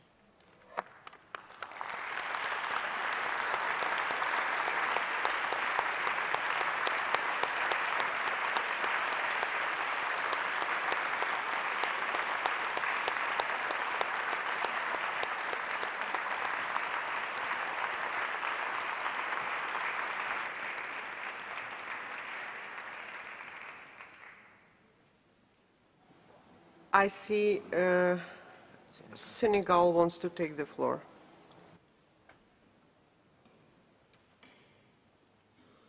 Merci, Madame la Présidente. Permettez-moi de m'adresser à l'Assemblée en ma qualité de président du groupe de l'Organisation de la coopération islamique à l'UNESCO. Suite aux actes inqualifiables, barbares et criminels ne sauraient être suffisants pour qualifier ces actes de profanation, de tombeaux et de destruction de pans très importants du patrimoine culturel malien et de l'humanité perpétrés par des hordes sauvages à Tombouctou.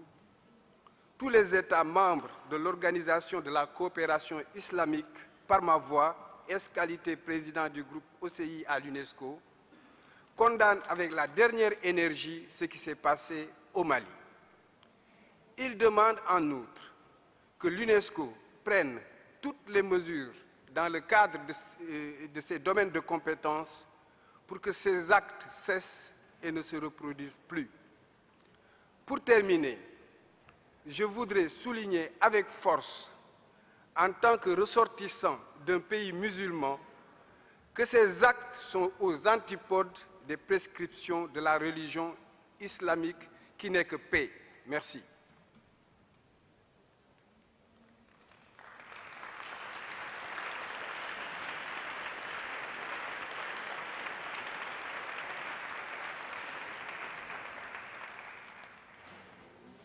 Dear colleagues, I understand that we all feel the same, that we are all very sad and of this awful event, what happened in Mali.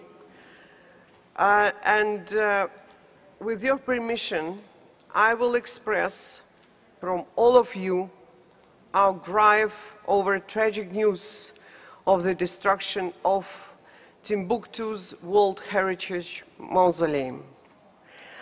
And I would ask you maybe not to take the floor, because we have a lot of work ahead. Dear Madam, and my condolences and our drive. Thank you very much. Dear colleagues, now we move to the next Germany, but I hope you will not speak about your case. I think, Madam Chair, that I would have the right to do so, but I don't claim it. Usually a state after decision can do that. What I wanted to do is say that the world community has lost a child. This committee has lost one of its children and one of its parents. And that is why I suggest we stand in a minute of silence. We have to interrupt our work for this 1 minute for the site in Mali.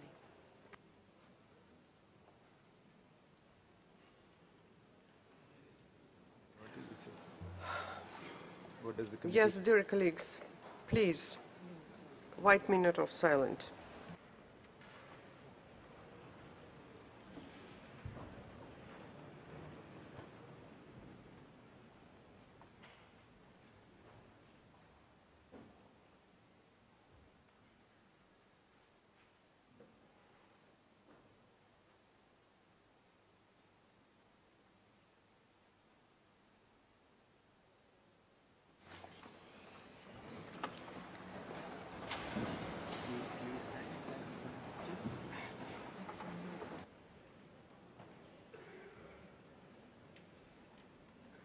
So now we move on to the vineyard landscape of Piedmont,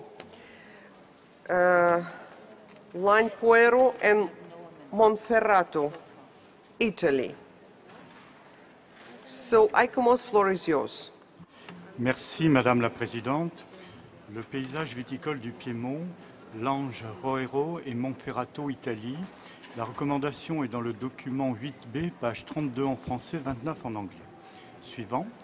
Les paysages viticoles de cette région offrent entre eux de nombreuses similitudes visuelles par leurs collines soigneusement cultivées, mais aussi de nombreuses nuances par leur sol, leur parcellaire et par les nombreuses constructions et villages qui structurent chacun d'eux. En termes de biens culturels, il s'agit d'une proposition d'inscription en série de 9 ensembles en regard des orientations. Il s'agit également d'un paysage culturel. Suivant. Situé au sud-est de la région du Piémont, le bien comprend 9 vignobles distincts en rouge sur la carte de droite, enserrés dans 3 zones tampons en jaune sur la carte. Suivant. Ces 9 zones de vignobles correspondent à des vins originaux, souvent obtenus à partir de plants autochtones. Il s'agit, dans l'ordre du dossier des vignobles, de Fresa, Barbera, Astis-Pument, Lauzzolo, Moscato, Barbaresco, Barolo, Dolcetto di Dogliani et Grignolino. Suivant. Le bien est situé entre le fleuve du Pô au nord et les montagnes des Apennins au sud, sur un vaste territoire de collines n'excédant pas 600 mètres d'altitude, encadré de vallées peu profondes. Suivant. Les sols sont essentiellement composés de roches sédimentaires de l'époque tertiaire, ce qui n'exclut pas de nombreux particularismes géologiques locaux. On y retrouve des grès, du sable, de l'argile, des calcaires, des marnes, etc. Suivant. De tonalité paysagère relativement homogène, le bien recouvre cependant une grande diversité dans sa composition, comme dans ses particularités viticoles et vinicoles. L'analyse paysagère repose sur l'occupation dominante de la vigne au sein d'un contexte simultanément naturel et culturel. Suivant. Les parcelles de vignes sont généralement restées de taille modeste ou moyenne, issues d'anciennes traditions familiales. La déclivité modérée des sols n'a généralement pas entraîné de culture en terrasse. Suivant. La diversité des systèmes vitivinicoles provient des combinaisons locales entre les sols, le climat, les niveaux d'altitude et l'usage de cépages diversifiés. Suivant.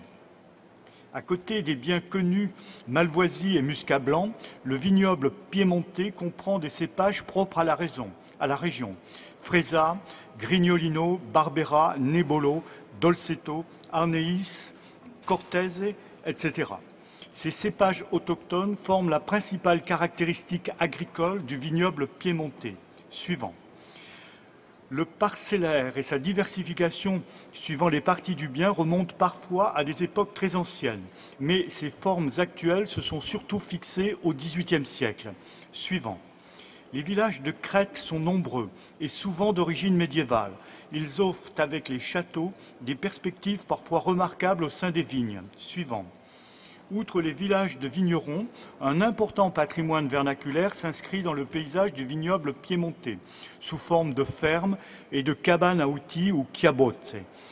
Suivant. La région Lango-Roero et Monferrato offre des vignobles bien accordés aux conditions naturelles. Ils permettent de nombreuses possibilités de vinification. Suivant. Il en résulte une large palette de vins piémontais, dont quelques-uns sont de très haute réputation internationale, comme le Barolo et le Barbaresco, deux grands crus de vin rouge issus du cépage Nebbiolo. Suivant. Les cases de vinification et de stockage sont souvent au sein des villes et des bourgs, dans les vallées qui entourent les vignobles. Les plus significatives sont fréquemment en dehors du bien, qui est centré sur le seul paysage viticole. Suivant. Le vignoble du Piémont est présenté comme l'un des plus anciens de la partie occidentale du bassin méditerranéen, où il apparaît comme un carrefour d'influences étrusques, grecques et celtes. Son développement attesté ne remonte toutefois qu'à l'Empire romain. Suivant. Le bien comprend un ensemble de châteaux dont l'histoire est en relation avec le développement continu du vignoble.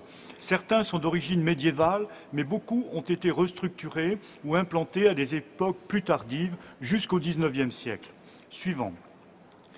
L'Église et ses fondations monastiques jouèrent un rôle central dans le développement de la région viticole du Piémont. Il en résulte aujourd'hui un patrimoine important d'églises et de chapelles. Comme pour les châteaux, une part de ce patrimoine n'est pas située au sein du bien. Suivant. Dès l'époque moderne, le vignoble piémontais est un lieu d'amélioration des connaissances viticoles et de recherche du savoir-faire.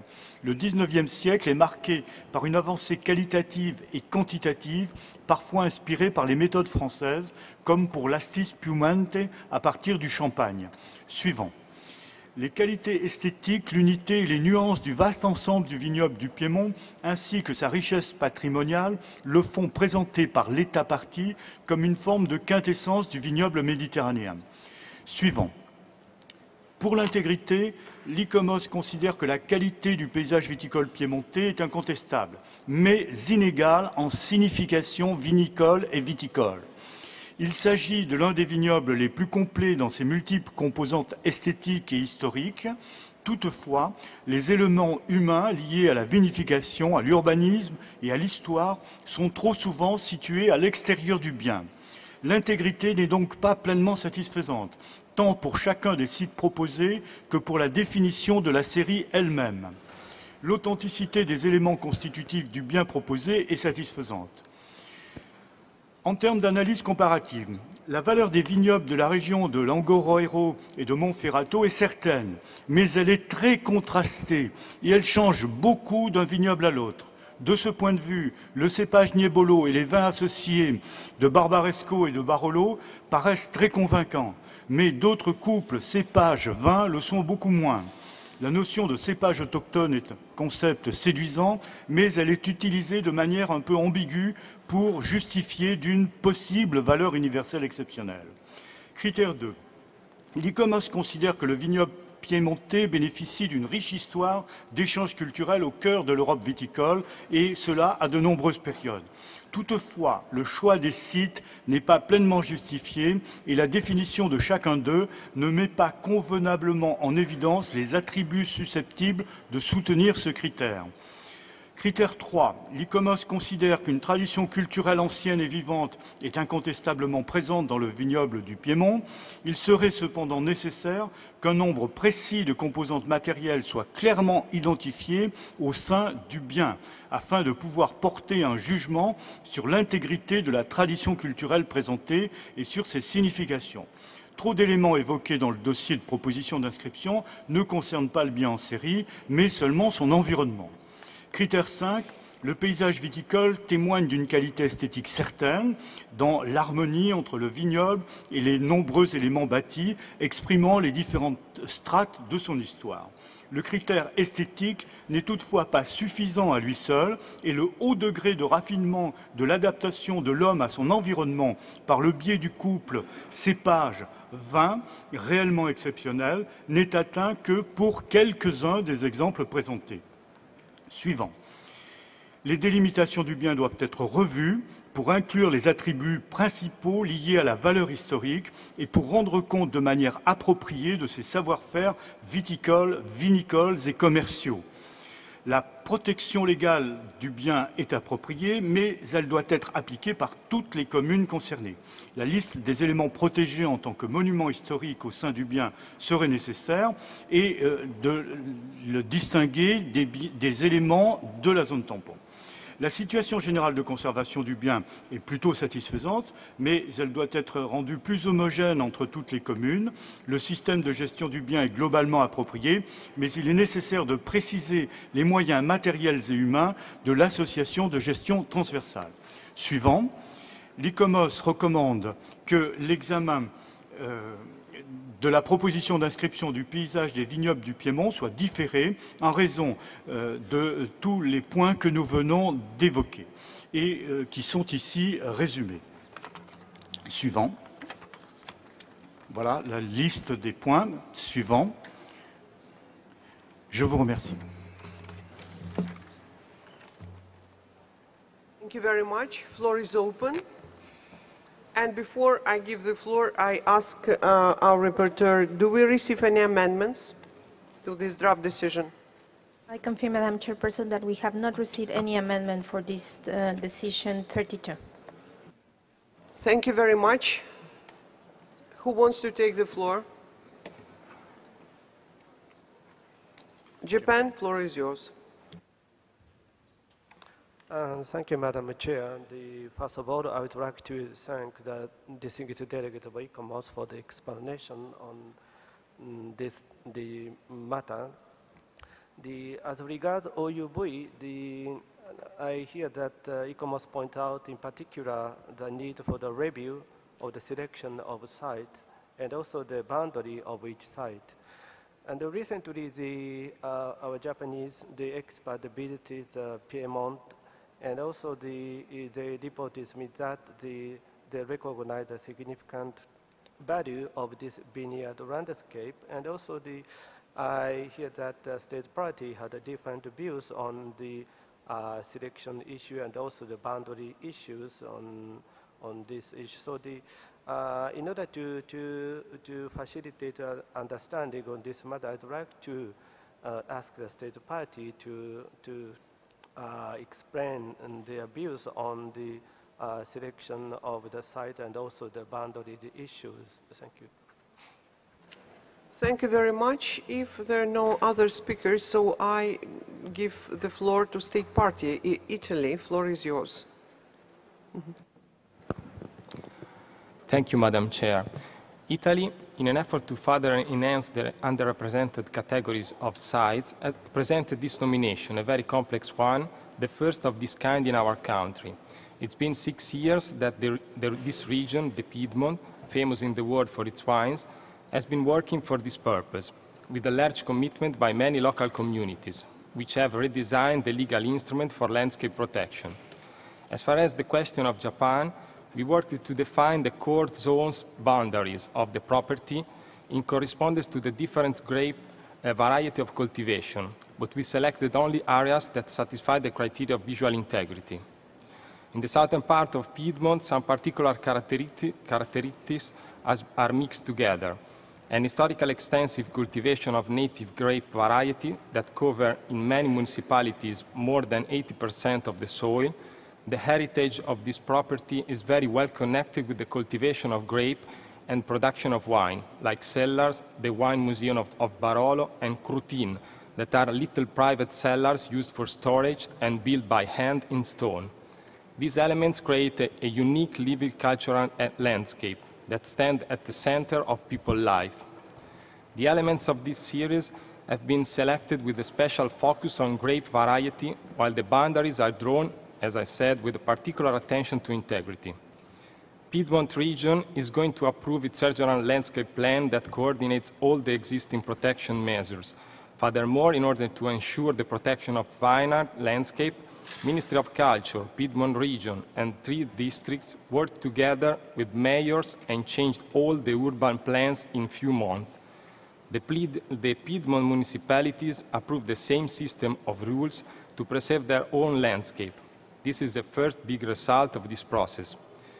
In conclusion, we are ready to collaborate strictly with the consultative bodies to put in place the recommendations that have been listed in the report. From the moment we received it, we've already started implementing this recommendation. Thank you, Madam Chair. Thank you very much. With your permission, I will go. ICOMOS, excuse me, ICOMOS, please answer the question. Not Merci, question, Madame but la react to the intervention of the state party, excuse me. Merci, Madame la Présidente. Oui, en effet, des éléments de réaction. L'honorable délégué du Japon a très bien situé les 2 difficultés que nous avons avec ce dossier.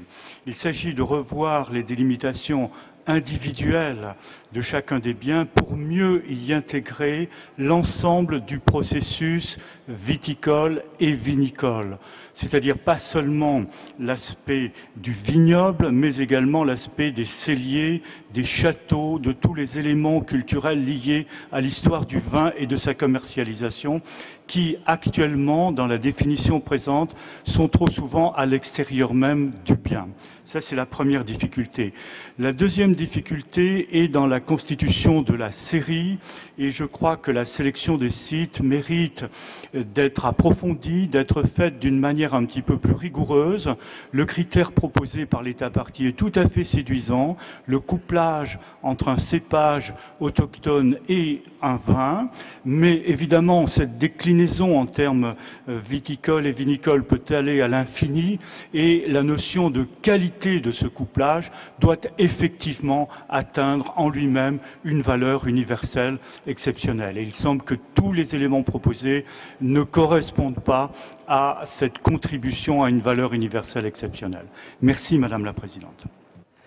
Thank you very much. So, I see no other comments, so we can go straight to the draft decision. Please, Reporter, take the floor. Thank you, Madam Chair. As I said, there were no amendments proposed for this decision 32. It is composed in the original version of 3 paragraphs, which basically decides to defer the examination of the vineyard landscape of Piedmont.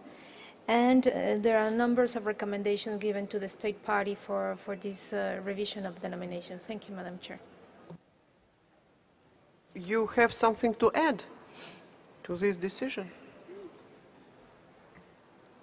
I would like to ask another question to the state party, and I wasn't fast enough. The question is, how long would it take to include all this? Thank you very much. State party, please answer the question. Thank you, Madam Chair. We are ready to do it in a few times. Some of the recommendations we have already started implementing, but we are starting collaborating with ICOMOS to put in place as soon as possible the recommendation listed in the decision. Thank you. Thank you very much. You want to take it? Yes, Please. having heard this, I wonder whether a referral would not be sufficient. That would allow them to come back next year.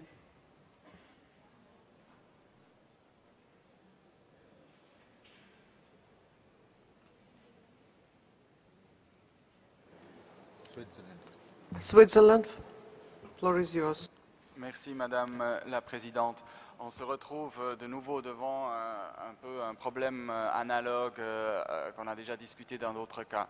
Cette candidature, elle a besoin d'une révision des limites du bien, donc déjà des éléments individuels et donc aussi de la composition du bien sériel par rapport aux éléments constitutifs.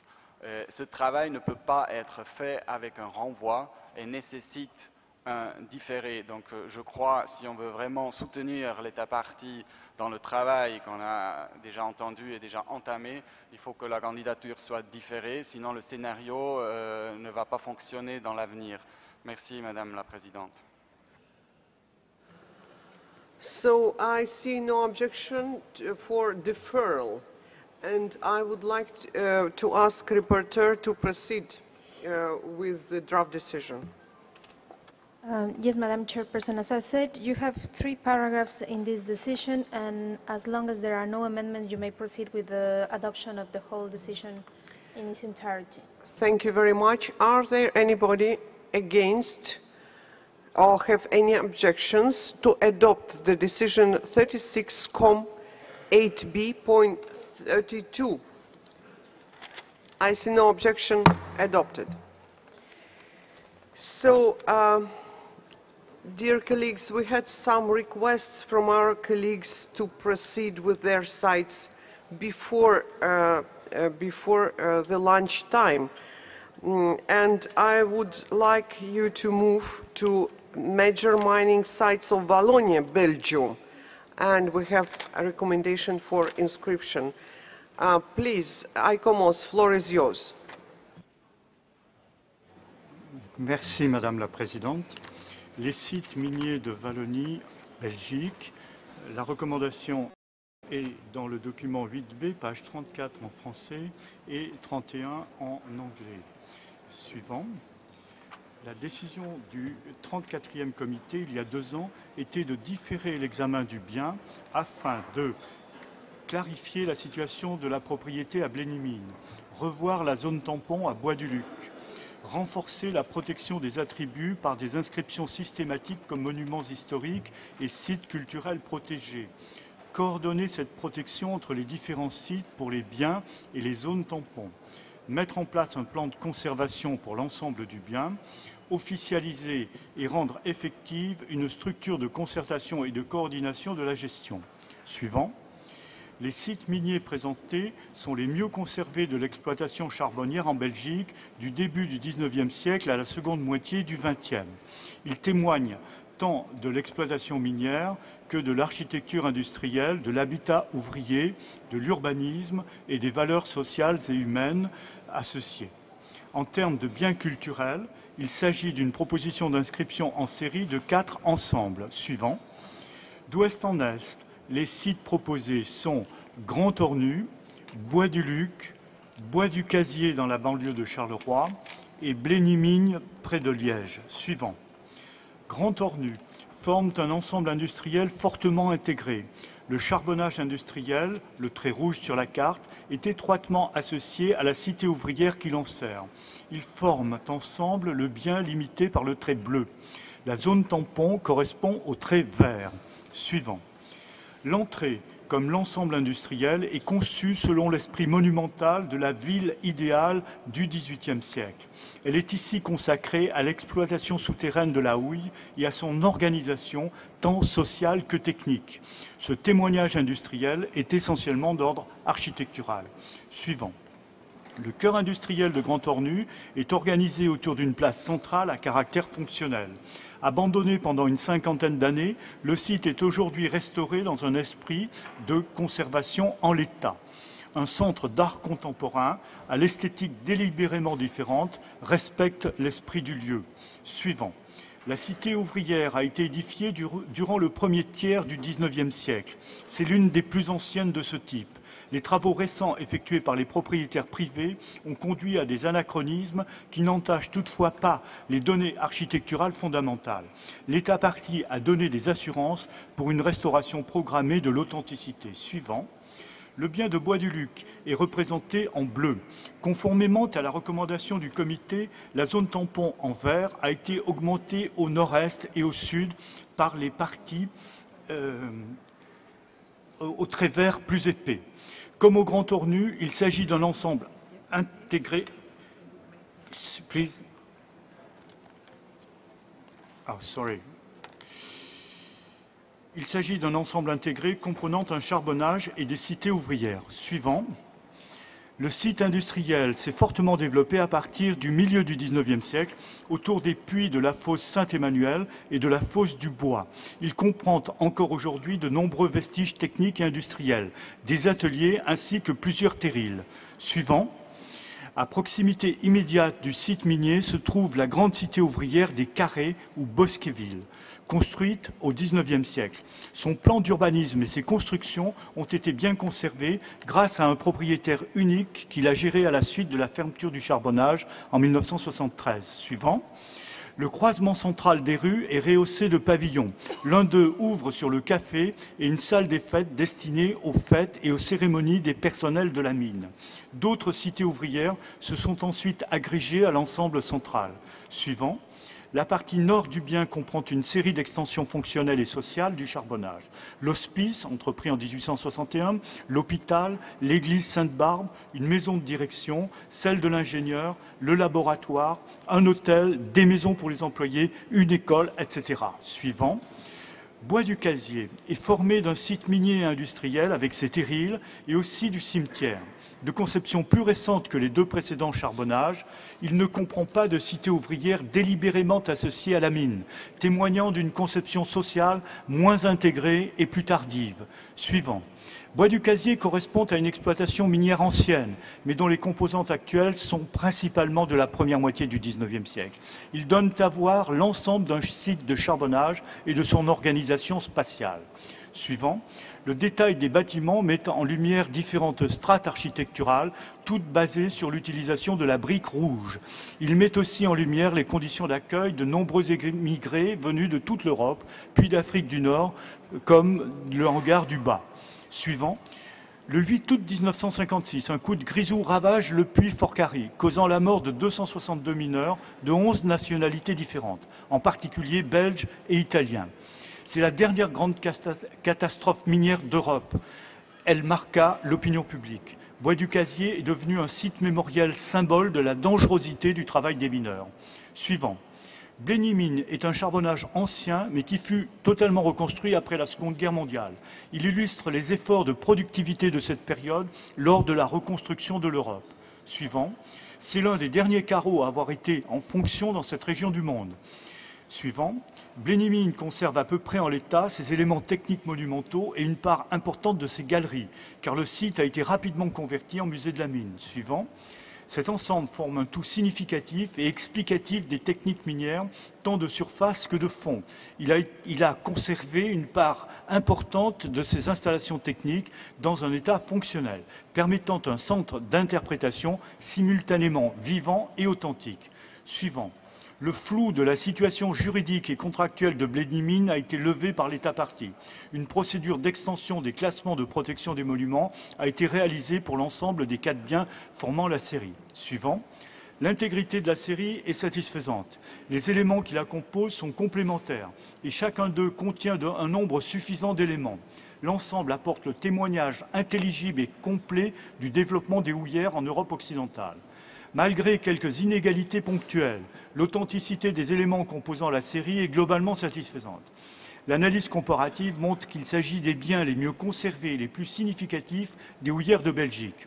Au niveau international, le bien illustre de manière complète les différentes phases tant techniques que sociales du développement des charbonnages industriels européens et depuis leur début à leur extinction. La valeur universelle exceptionnelle a été démontrée et les critères 2 et 4 ont été justifiés. Suivant, les délimitations des 4 biens formant la série est satisfaisante. La délimitation de la zone tampon a été étendue à Bois-du-Luc conformément aux recommandations du comité. La protection du bien est satisfaisante par l'extension des classements et les garanties apportées dans la gestion des zones tampons. Suivant, la en arrière, c'est toujours la même diapo. Bon, c'est pas très grave. La conservation a été améliorée pour la cité de Grand-Ornu. Elle gagnerait toutefois à être mieux coordonnée entre les 4 sites et mieux planifiée. Un système de gestion culturelle et muséographique existe pour chacun des sites. Un groupe de coordination a été institué, mais il est à renforcer, notamment pour harmoniser la conservation et le suivi. Suivant. En conclusion, l'ICOMOS recommande que les sites miniers majeurs de Wallonie, Belgique, soient inscrits sur la liste du patrimoine mondial sur la base des critères 2 et 4. Suivant. L'ICOMOS recommande une série de points techniques que nous avons évoqués ou en complément. Je vous remercie, Madame la Présidente.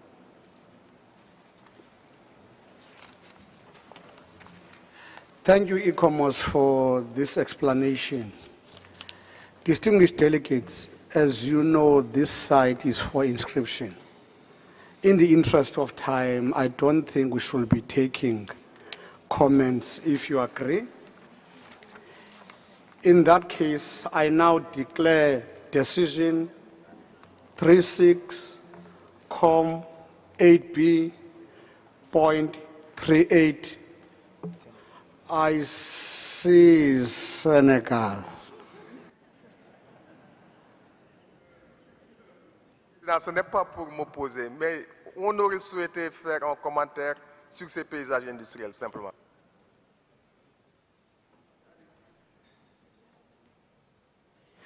Thank you, Senegal. I now declare decision 36.8b.38 adopted.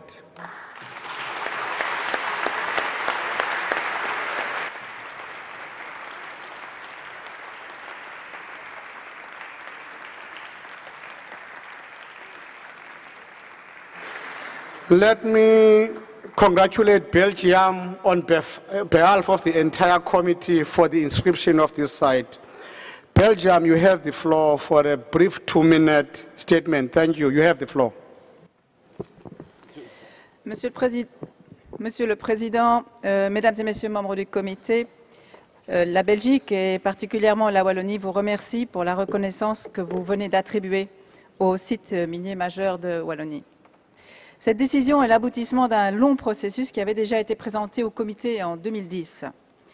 Nous avions souscrit alors à la décision de différer notre inscription sur la liste du patrimoine mondial, ce qui nous a donné l'opportunité d'approfondir les questions de gestion et de protection des 4 sites. Par ailleurs, suite à la visite d'ICOMOS, que nous tenons ici à remercier pour ses analyses et recommandations, nous avons pu lancer un ambitieux processus de gestion qui, outre la conservation, développe une véritable approche holistique fondée sur les 5 C et couvre l'ensemble de tous les sites wallons. Permettez-moi également ici de remercier l'expert qui a visité nos sites et dont l'expérience et les conseils ont été très précieux pour les gestionnaires. Nous souscrivons totalement aux recommandations qui viennent d'être approuvées par vous. Certaines sont déjà mises en œuvre ou sont en cours d'exécution. Dès à présent, les sites miniers se sont dotés d'un seul comité de gestion, d'un seul comité de pilotage et d'un seul comité scientifique. Une première version du plan de gestion a été élaborée par l'ensemble des partenaires en collaboration étroite avec l'administration du patrimoine. Ce premier travail sera adapté aux orientations définies par le gouvernement wallon avant d'être soumis, comme souhaité par le comité, au Centre du patrimoine mondial et à l'organisation consultative. Nous nous engageons à satisfaire à l'ensemble des recommandations formulées par le comité. Cette inscription met en évidence l'importance du charbon dans l'histoire de la Wallonie. Le charbon qui a profondément marqué notre territoire, nos paysages, nos villes, mais également nos cœurs. Le travail et l'histoire de nombreux mineurs et de leurs familles qui ont contribué à cette épopée, souvent de manière douloureuse, sont ici reconnus et valorisés. Pour ces raisons, nous voudrions partager cette inscription avec l'ensemble des pays du continent européen et du bassin méditerranéen, à partir desquels tant d'hommes et de familles sont partis pour venir travailler dans les mines de Wallonie. Ils ont contribué à façonner notre société multiculturelle et à développer notre esprit d'ouverture. Je vous remercie.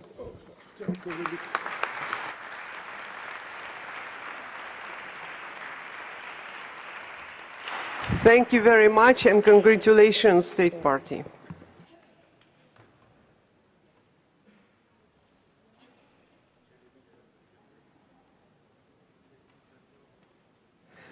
Now we move on to the other item 36Com 8B.40, decorated farmhouses of Hälsingland, Sweden. ICOMOS, floor is yours.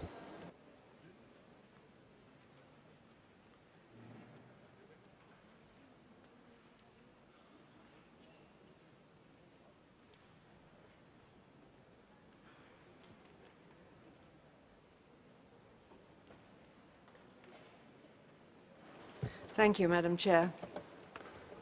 Could we have the first slide? Next slide, please. This is a map showing you the area of Hälsingland in the east of Sweden. Next slide, please. This is a deferred nomination, which was deferred at the 33rd session in order to allow the State Party to reformulate the nomination to select a few exceptional decorated farmhouses that maintain their agricultural setting. And the State Party has addressed the committee's request and has done just that. Next slide, please. This is a serial nomination of 7 sites. Next slide, please. Next slide. This selection of 7 large farmhouses with richly decorated interiors are part of a concentration of over 1,000 surviving timber structures in the Hälsingland area, dating mainly from the 18th and 19th centuries. They reflect a timber building tradition that originates between the 12th and the 16th centuries. Next slide. The farmhouses display the peak of prosperity for this building tradition between the years of 1800 and 1870, reflecting the prosperity of independent farmers who created substantial new houses with entire buildings or suites of rooms used solely for festivities. They also commissioned artists from Hälsingland or itinerant painters from Dalarna to provide highly decorative interiors, which combined folk art traditions in a highly distinctive way to reflect the social status of the farmers. The 7 sites that have been selected in response to the committee's request to reduce the original nomination from 15 sites are in an area of roughly 100 kilometers by 50 kilometers in the Hälsingland province, with one just across the border in Dalarna, which was culturally part of Hälsingland in the 1800s. They reflect the best and most representative of this decorative farmhouse tradition. Next slide, please. In the 19th century, communal use of woodland and pasture and the traditional sharing of valley fields was replaced by a legal apportionment of land to farmers. This was part of a national scheme. This change is what brought considerable prosperity to the farmers who invested their new wealth in large new buildings. And a particularly distinctive feature of these new or enlarged farmhouses was the provision of either a separate house or rooms in the main house just set aside for festivities or social occasions or assemblies. And these were hardly used for the rest of the year, and they were normally the most decorative rooms in the house. Next slide, please. So just to show you the sites that have been nominated, this is Christophers. The 2 houses, there are 2 houses, and the second house on the left was solely used for festivities. Next slide. Next slide, please. Its banqueting room and other domestic rooms have been richly decorated by a known painter in the 1850s. The banqueting houses were the most celebratory meals that were served, and this one has paintings of landscape views, and the central one has a symbol of God's all-seeing eye, and that marked the place for the most honored guests. Next slide, please. Now this is Gastgifas, and these are 2 houses at right angles. The second house was the one used for festivities, constructed in 1838. Next slide, please. This had 2 decorated rooms. This is the lower one. Next slide, please. And this is the upper one, where the decoration is divided into panels, and the frames represent silk hangings around about. Next slide, please. This is a close-up of the central flat panel of a landscape in free form, a sort of idealized landscape of a mill next to a waterfall. Next slide, please. Next slide. This is Palaz, and this has 3 houses grouped around a courtyard, and both the main house and a separate one were reserved for festivities and have paintings. This represents the time when large residential buildings had reached their zenith in the Hälsingland area. Next slide, please. The festivities house was constructed in 1853 and decorated by as yet unknown painter, and the whole building has been preserved intact. But what is very extraordinary about this particular painting is its subject matter, which depicts actual Swedish towns. Next slide, please. And this is a detail of those paintings. Next slide. The 4th place is John Lars farmhouse, and this is the largest of the buildings with 17 rooms over 2.5 stories, built for 2 brothers. This had all the domestic functions within one roof, and thus no separate festivities buildings, but just separate rooms. Next one, please. And this was decorated by a known Dalarna painter in 1863. Next slide, please. And the fifth farmhouse, bottom R, is in a remote forest village on the border district with Dalarna. And this whole house has been preserved with its fittings and fixtures so that it now reflects a complete farmer's house from the mid-19th century, complete with its festivities building. Next slide, please. This is the festivities room. The main image is of the Sweden's crown prince in a covered carriage flanked by a soldier. Next slide, please. And this is the upper room, which has rose paintings by a known painter from Dalarna. Next slide, please. The 6th site consists of winter and summer houses built in the 1840s. Next slide, please. And this is the room for festivities, where the walls are covered with hand-printed wallpaper that has a design copied from the Ekbyhof Castle near Stockholm. Next slide, please. Finally, the Erik Anders house, which was begun in 1825, where there are festivities rooms within the main house. Next slide, please. These are on a grand scale, as you can see with this one, with imitation marble and painted borders. Next slide. On the first floor, the large parlor was decorated by a known family of painters from Rättvik. And these rooms and several others have been recently restored. Next slide, please. The comparative analysis that has been provided in the dossier is very thorough. ICOMOS considers that the study has emphasized the final, very rich flowering of the local farmhouse style in this area in the late 18th and 19th century, where interiors were highly decorated. Although painted interiors exist in other areas, Hälsingland has the largest share of all Dalecarlian paintings to have survived in this region, and its buildings are well preserved. Thus, the farmhouses that have been nominated combine this tradition of painting with a highly developed building tradition that reflects the considerable prosperity of the farmers at a particular period. Next slide, please. The selection has been based on very clear criteria that the dwellings the dwelling houses and the farm buildings must be preserved, and the farmhouses must still have a well-preserved agrarian context, and their landscape settings must be preserved. Next slide, please. ICOMOS considers that the protection is adequate apart from the buffer zone of one element which needs enlarging and provided with the same protection as the other buffer zones. Conservation is good, but ICOMOS considers that the conservation history for each site needs to be recorded as a basis for future action. The management relies to an enormous degree on the cooperation of the owners, as many of these properties are in private ownership, and much of the management is in their hands. But we consider that this specific site management needs a framework. As this is a serial property, there needs to be a coordinated management between the various component sites. This was requested by the committee, but has not yet been put in place. Next slide, please. This property is not subject to development pressures apart from wind turbines, but we consider that the fire is a major threat, and this was recognized in our first evaluation, and the committee requested the state party to put in place fire prevention strategies, and this is something that has not yet been completed. We consider that formal fire protection plans and necessary equipment needs to be installed as a matter of urgency.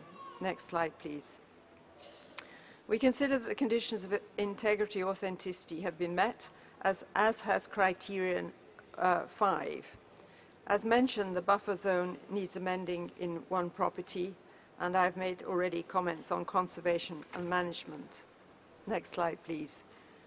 In conclusion, ICOMOS recommends that this nomination be referred back to the state party in order to allow it to confirm that the overarching management committee for the serial site has been put in place in line with the operational guidelines, that the buffer zone for one of the sites, Beaumars, has been extended and protected, and the fire protection plans and equipment are in place. Next slide, please. We also recommend that the state party give consideration to paying specific attention to the expansion and location of wind turbines that could impact adversely on the scale and openness of the landscape settings, as well as strengthening the documentation of the conservation history for each site and adding this to the aim in the management plan. Thank you. Thank you very much. Floor is open. Colombia, floor is yours. Gracias, señora presidenta. Agradecemos mucho la información que nos da ICOMOS. De esta manera vemos que el análisis comparativo justifica su inscripción, cumple con todas las condiciones de autenticidad, de integridad, de criterio, está satisfactoria su conservación y sus medidas de protección. Las recomendaciones que hace ICOMOS son preguntas que se pueden responder después de la inscripción con el plan de manejo, por eso queremos recomendar la inscripción de este dossier. Ya hemos presentado una enmienda. Gracias. Quisiera de todas maneras darle la palabra al Estado parte, puesto que hay 3 recomendaciones que tengo entendido, ellos ya tienen la respuesta para esto. Gracias.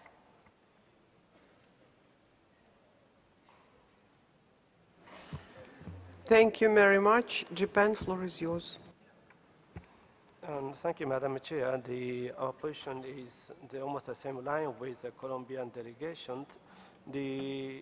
And it is very clear that the OUV of this element is sufficiently implemented, and ICOMOS said that this site should be referred in order to confirm 3 things: the setting up of the site management committee, extension of the buffer zone, and fire protection plant and equipment. And we recognize that this is a very important issue, but I would say rather minor point comparing to the full conservation activities. So we also like to ask the state party concerning the current status of these issues, and we feel that some of those issues have been just started to implement, but anyway, we need confirmation by the state party, and if there is no there is some still the problem, maybe we can ask the state party to confirm or to undertake those issues, and we think that this case it was wise to be inscribed rather than the referral. Thank you. Thank you very much. South Africa, floor is yours.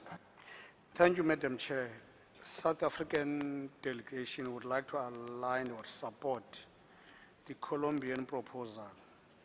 At the same time, Chair, we want to congratulate ICOMOS for this wonderful report, which clearly shows the outstanding significance of the property.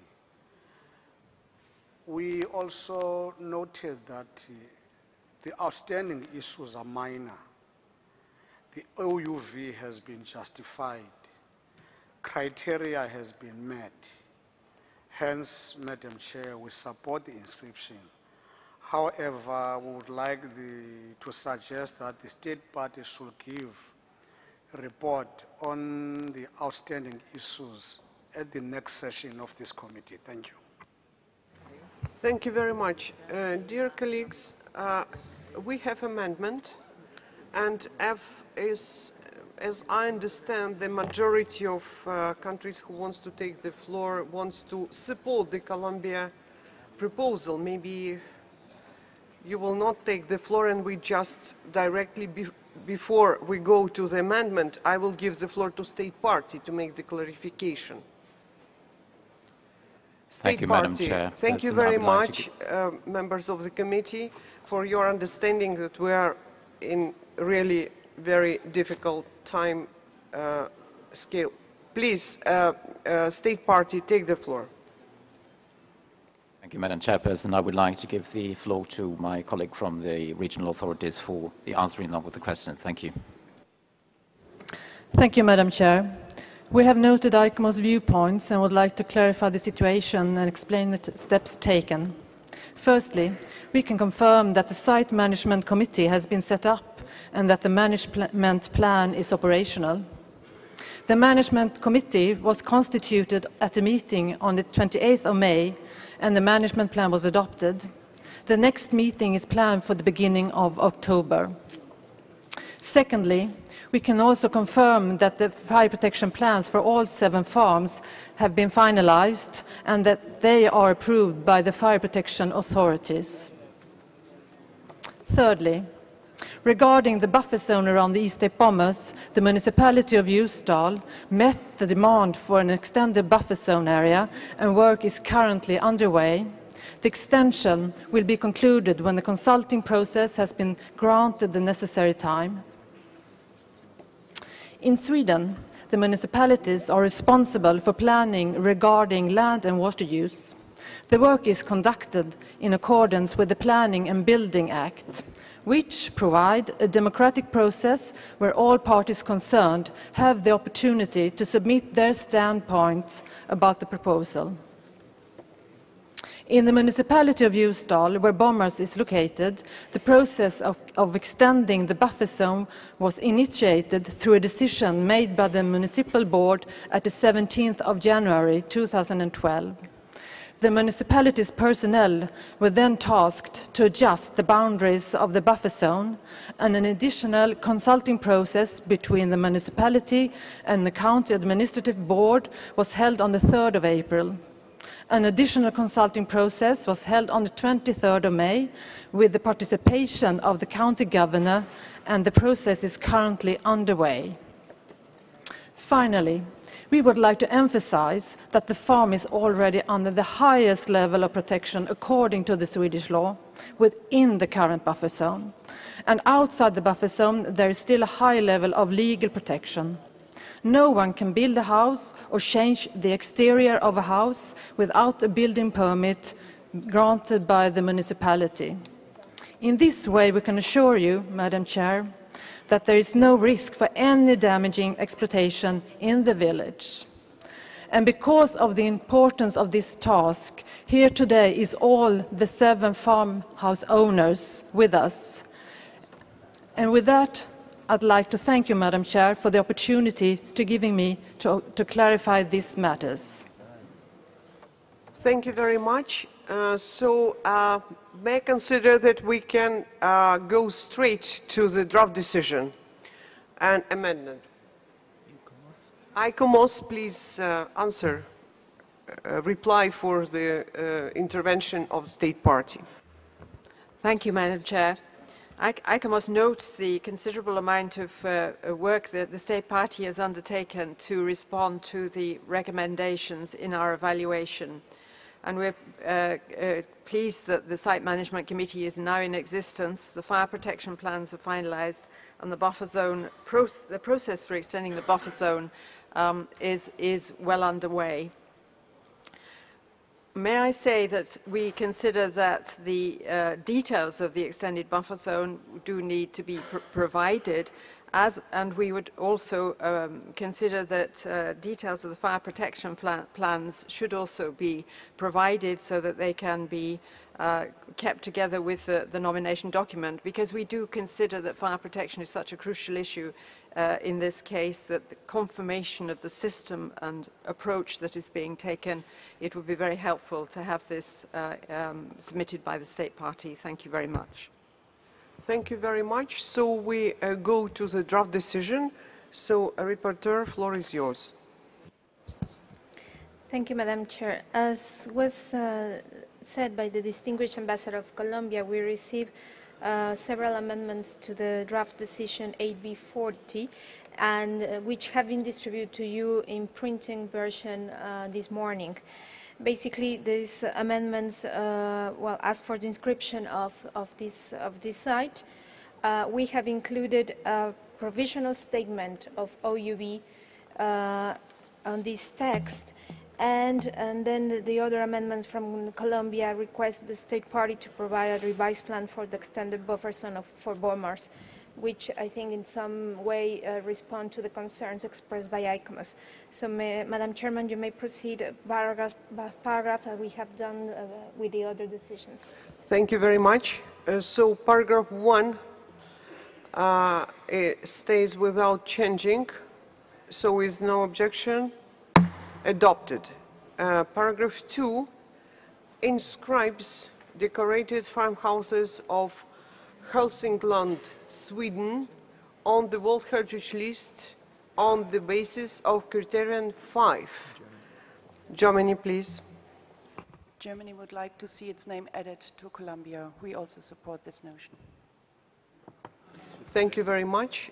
Switzerland. Merci Madame la Présidente. Nous aussi, nous aimerions soutenir l'inscription de ce site.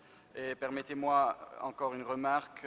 Nous nous rappelons la séance du comité de 2009 à Séville, quand la Suède avait accepté sans autre le différement de sa candidature et avait dit à l'époque, et je me rappelle littéralement, de revenir avec une candidature améliorée. Nous sommes très heureux de voir cette candidature améliorée aujourd'hui devant nous, et c'est une preuve de plus qui montre comme le différement est préférable pour les États parties, qui peuvent ainsi retravailler leurs propositions sérieusement.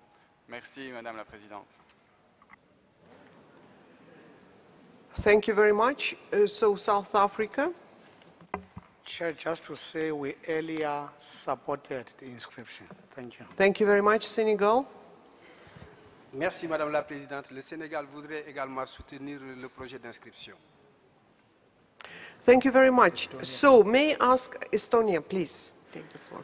Estonia seconds the amendment. Done. Thank you very much. Are anybody against or object the inscription? I see none, so adopted. Now the paragraph 3 adopts the following provisional statement of outstanding universal value, which is elaborated by ICOMOS. Are anybody object or abstain? No. So adopted.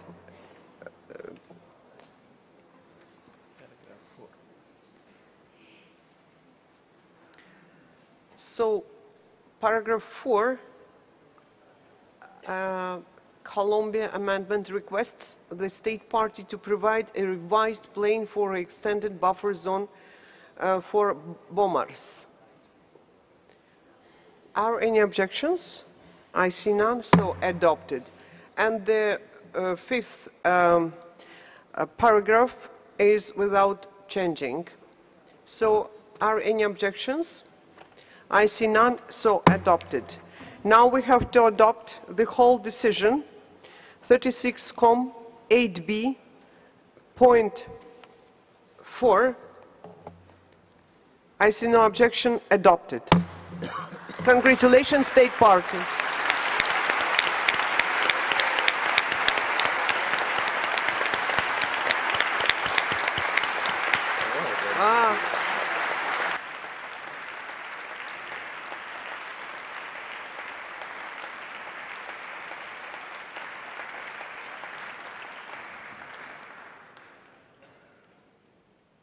Thank you very much. And now Sweden, you have the floor.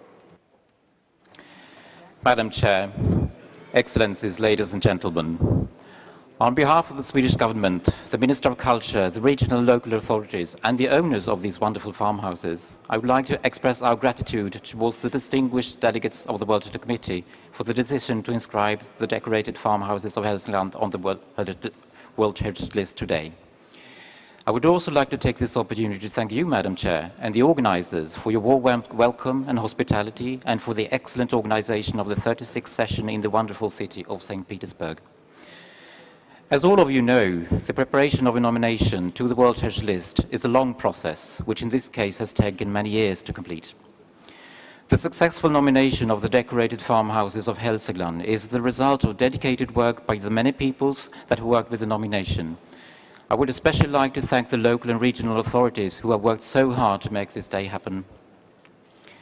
The nomination process also included a committee decision in 2009, a deferral, which allowed us to refocus and come back with a better nomination. We would like to thank ICOMOS for their wise judgment and for their support. In our view, the committee's decision today is most welcome also in the context of the global strategy for a balanced and representative World Heritage List. These extraordinary farmhouses of outstanding universal value represent vernacular architecture, which currently is underrepresented on the list. We are very grateful towards the committee for its decision also in this regard. Madam Chair, I would like to conclude by thanking the private owners of the farmhouses who are here today. All except one of the farmhouses are still lived in, and they are all very well preserved and taken care of. The recognition of the owners' homes as part of mankind's common heritage would not have been possible without their support. The decision today is also a recognition of their important role as custodians of this remarkable heritage. It is good to know that it is in good hands. Once again, Madam Chair, distinguished delegates of the committee, thank you. Thank you very much once more. And I hope that one day we will be guests of these famous farmhouses. Thank you very much. Dear colleagues, I had, I don't remember if I announced to you, I had one more request from Brasilia side that the person who is responsible has to leave after lunchtime. So with your permission, we will move to the other region now. It's Latin America and Caribbean, and then we have pending 2 sites from Europe to be looked at. And now I propose to move on to Rio de Janeiro, Carioca landscapes between the mountain and the sea, Brazil. Draft decision 36COM 8B.42. ICOMOS, floor is yours. Thank you, Madam Chair. Next slide, please. I'm sure I don't have to tell you where Rio de Janeiro is. Next slide, please. This is a map of the nominated property, which is in 4 sites. Next slide, please. This is a deferred nomination. It was deferred at the 27th session in 2003, and it requested the state party to undertake an appraisal of the cultural values of Rio's setting in order to inform a redefinition of the boundaries of the property so as to protect the overall backdrop of the city more effectively, and to put in place a management plan including revisions to legislative protection for the property. Next slide, please. The first nomination in 2002 included the Tijuca National Park and 3 headlands that dominate Guanabara Bay and the approach to the city from the sea. But they did not include any site adjacent to the sea. The present dossier includes these same green structural elements of the city, but it also includes park, promenades, and various open spaces on the coast associated with the landscape architect Bel Marx and the Portuguese fortifications. Next slide, please. The city of Rio de Janeiro, shaped by interaction with mountains and sea in the narrow strip of alluvial plain between Guanabara Bay and the Atlantic Ocean, has developed into an exceptionally dramatic landscape that is perceived to be of great beauty by artists, architects, and writers. Next slide, please. The serial nomination encompasses all the key natural structural elements that have constrained and inspired the development of the city. These stretch from the highest points of the mountains of the Tijuca National Park right down to the sea.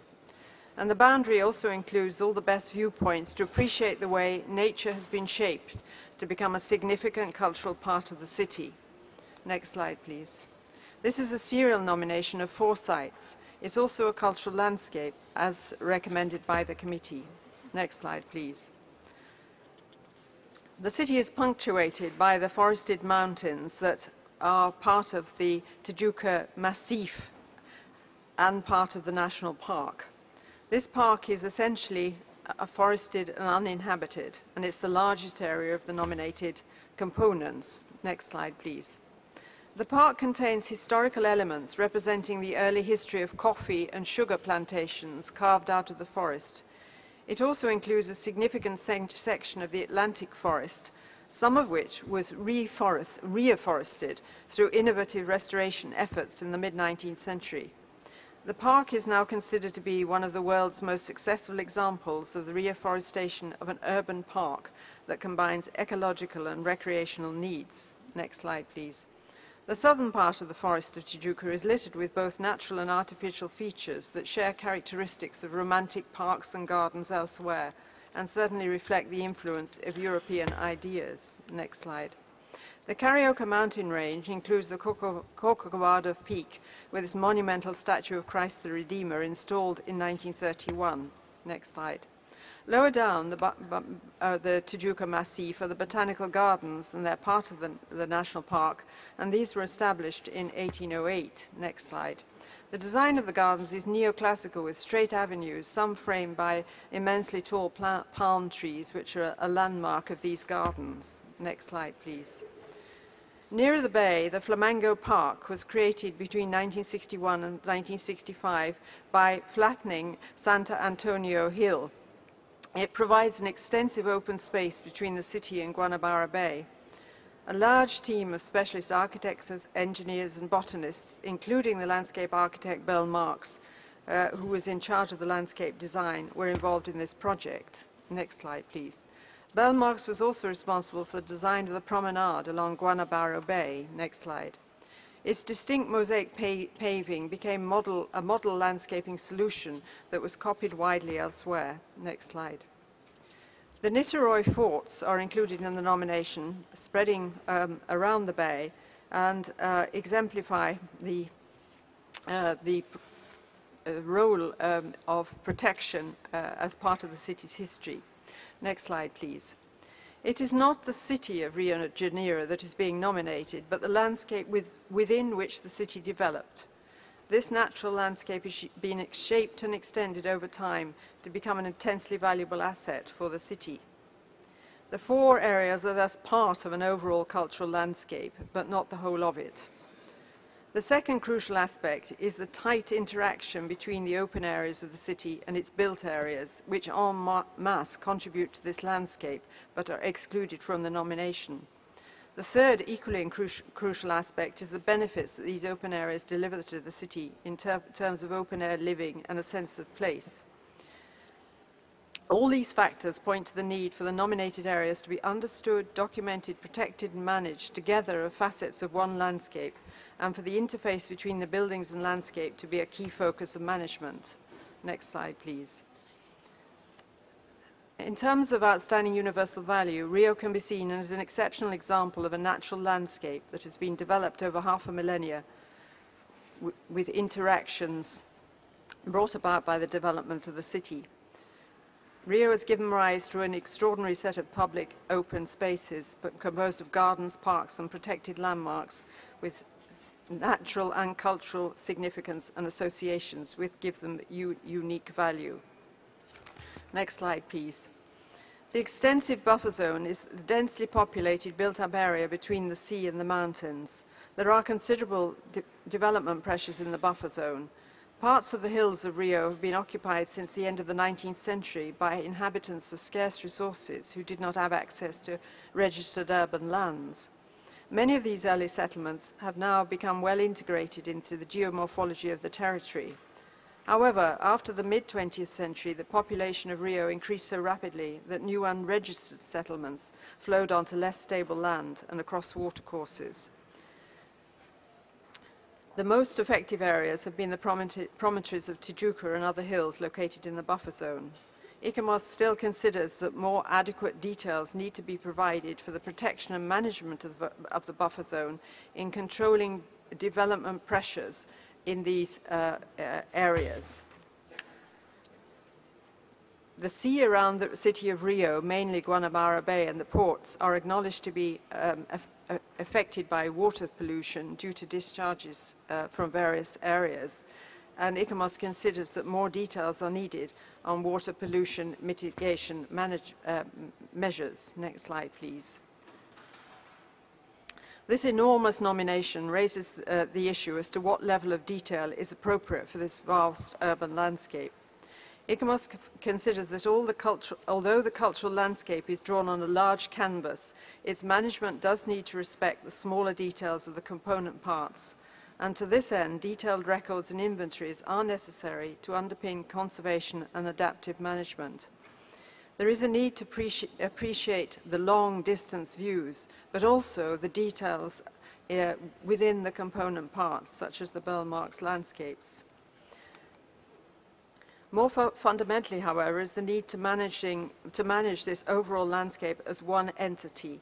And currently, there is no overarching management structure in place, and different agencies manage different parts. Some have plans and others don't. And as already mentioned, there are no precise details for some areas of the buffer zone. Next slide, please. Next slide. So ICOMOS considers that integrity, authenticity, the comparative analysis have been justified, as have criteria 5 and 6. We consider that Rio can be said to satisfy criterion 5 as an outstanding example of interaction with the environment, and criterion 6 as for the way the dramatic landscape quality has inspired many forms of art, literature, and music. But as already mentioned, we consider that more details on the management of the buffer zone and the need for coordinated management of the series, which is a requirement of the operational guidelines, do need to be put in place. Next slide, please. In conclusion, ICOMOS recommends that this nomination be referred back to the State Party in order to allow it to address these issues of the overall management framework, completing the management plan, providing details on the buffer zone, putting in place more detailed inventories, and defining monitoring indicators, as well as providing more details on plans to address water pollution. Thank you very much, Madam Chair. Thank you very much. Dear colleagues, floor is open. So, Colombia, floor is yours. Gracias, señora presidenta. Es para nosotros un gran honor presentar este dossier, no solamente porque es un expediente que se ha trabajado concienzudamente desde el 2003, cuando fue DIFER, sino porque es un expediente de la región y esto es un logro para todos. La presentación de ICOMOS nos ha demostrado que el valor universal se ha identificado y justificado en los criterios 5 y 6 y quisiéramos para esto presentar una enmienda de inscripción en estos dos criterios. Quiero pasarle el micrófono a mi experto para que le haga unas preguntas al Estado parte. Efectivamente, conocemos bien el dossier.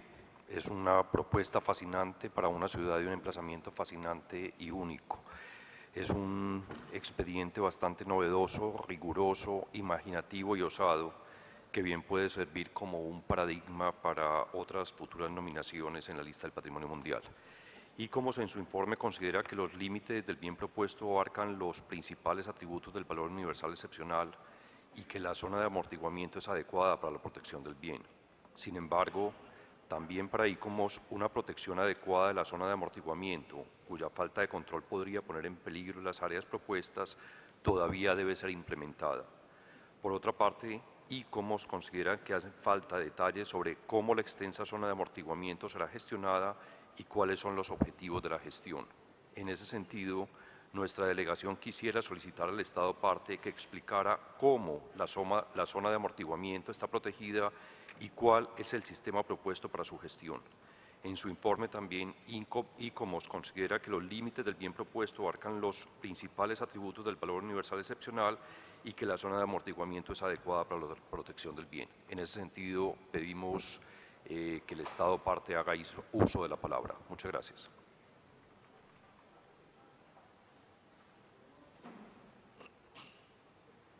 Thank you very much. South Africa, floor is yours. Thank you, Madam Chair.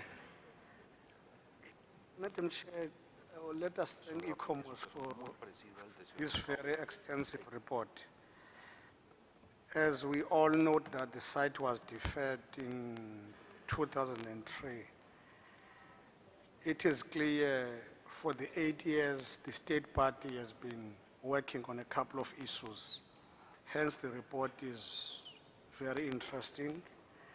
But if you look at the issues raised, Madam Chair, site having met criteria 5 and 6, you look at issues of management plan, lack of management frameworks, clarity on buffer zone. But if you look at the work on the purpose of the buffer zone, that buffer should be commendable by the state parties here.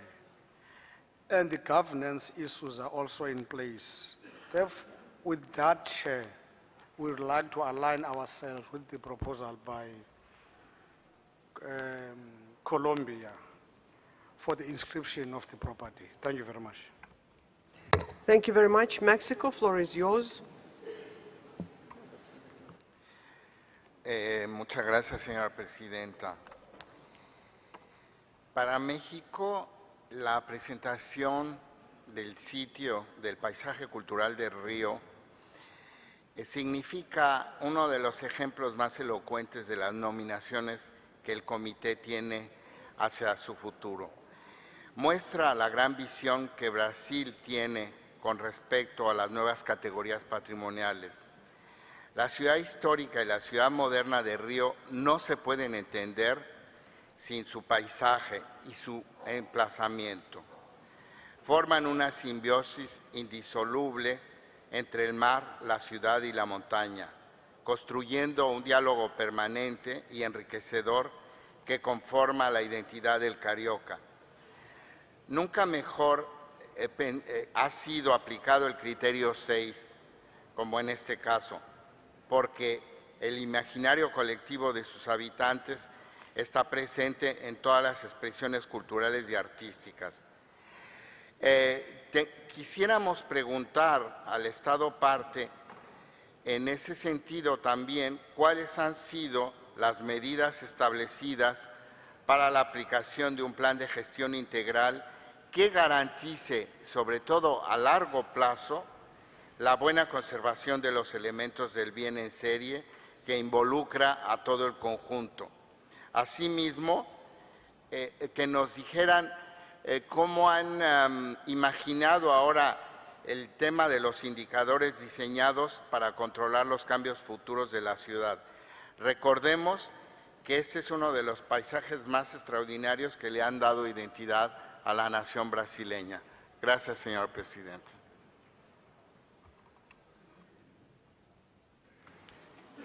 Thank you very much. I will take Senegal. Interpreters cannot work beyond 1 o'clock. We have a long list of speakers that will have to take after the long lunch break at 3 o'clock. I will give the floor to Senegal, and then the Secretariat will do the announcements, and then we break. Senegal, we have the floor. Merci, Monsieur le Président. Nous allons être brefs. Nous voudrions simplement dire que nous sommes favorables à l'inscription du bien qui allie de façon harmonieuse des paysages culturels urbains et ruraux, qui a une valeur exceptionnelle, incontestable, comme le souligne l'excellent rapport d'ICOMOS et les commentaires de la Colombie et de l'Afrique du Sud. Cependant, à l'instar du Mexique, je voudrais poser à l'État partie de nous donner des éclaircissements sur le plan global de gestion et sur la zone tampon et la pollution marine. Merci. Thank you very much, Senegal. I see Colombia for a point of order. Colombia, you have the floor. Sí, señor presidente, no es para oponerme nada a lo que se ha dicho, excepto que la ministra de Cultura de Brasil está aquí con nosotros y ella tiene que partir. Entonces agradeceríamos que esta decisión se pudiera tomar antes de ir al almuerzo, si fuera posible. Demorarnos 5 minutos más, pero ella tendrá que partir. Gracias. Thank you. We have a long list here. 2, 4, 6. I have 8 state parties requesting for the floor. And interpreters need to have a break at 1. I don't think it's doable in 5 minutes. I see you agree.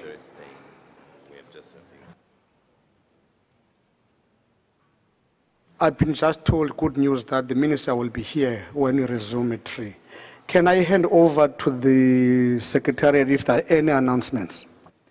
Thank you very much, Mr. Chair. First of all, we have the HEADS program on the World Rock Art Archive, which takes place in room 1 from 1:15 to 2:15, room 1.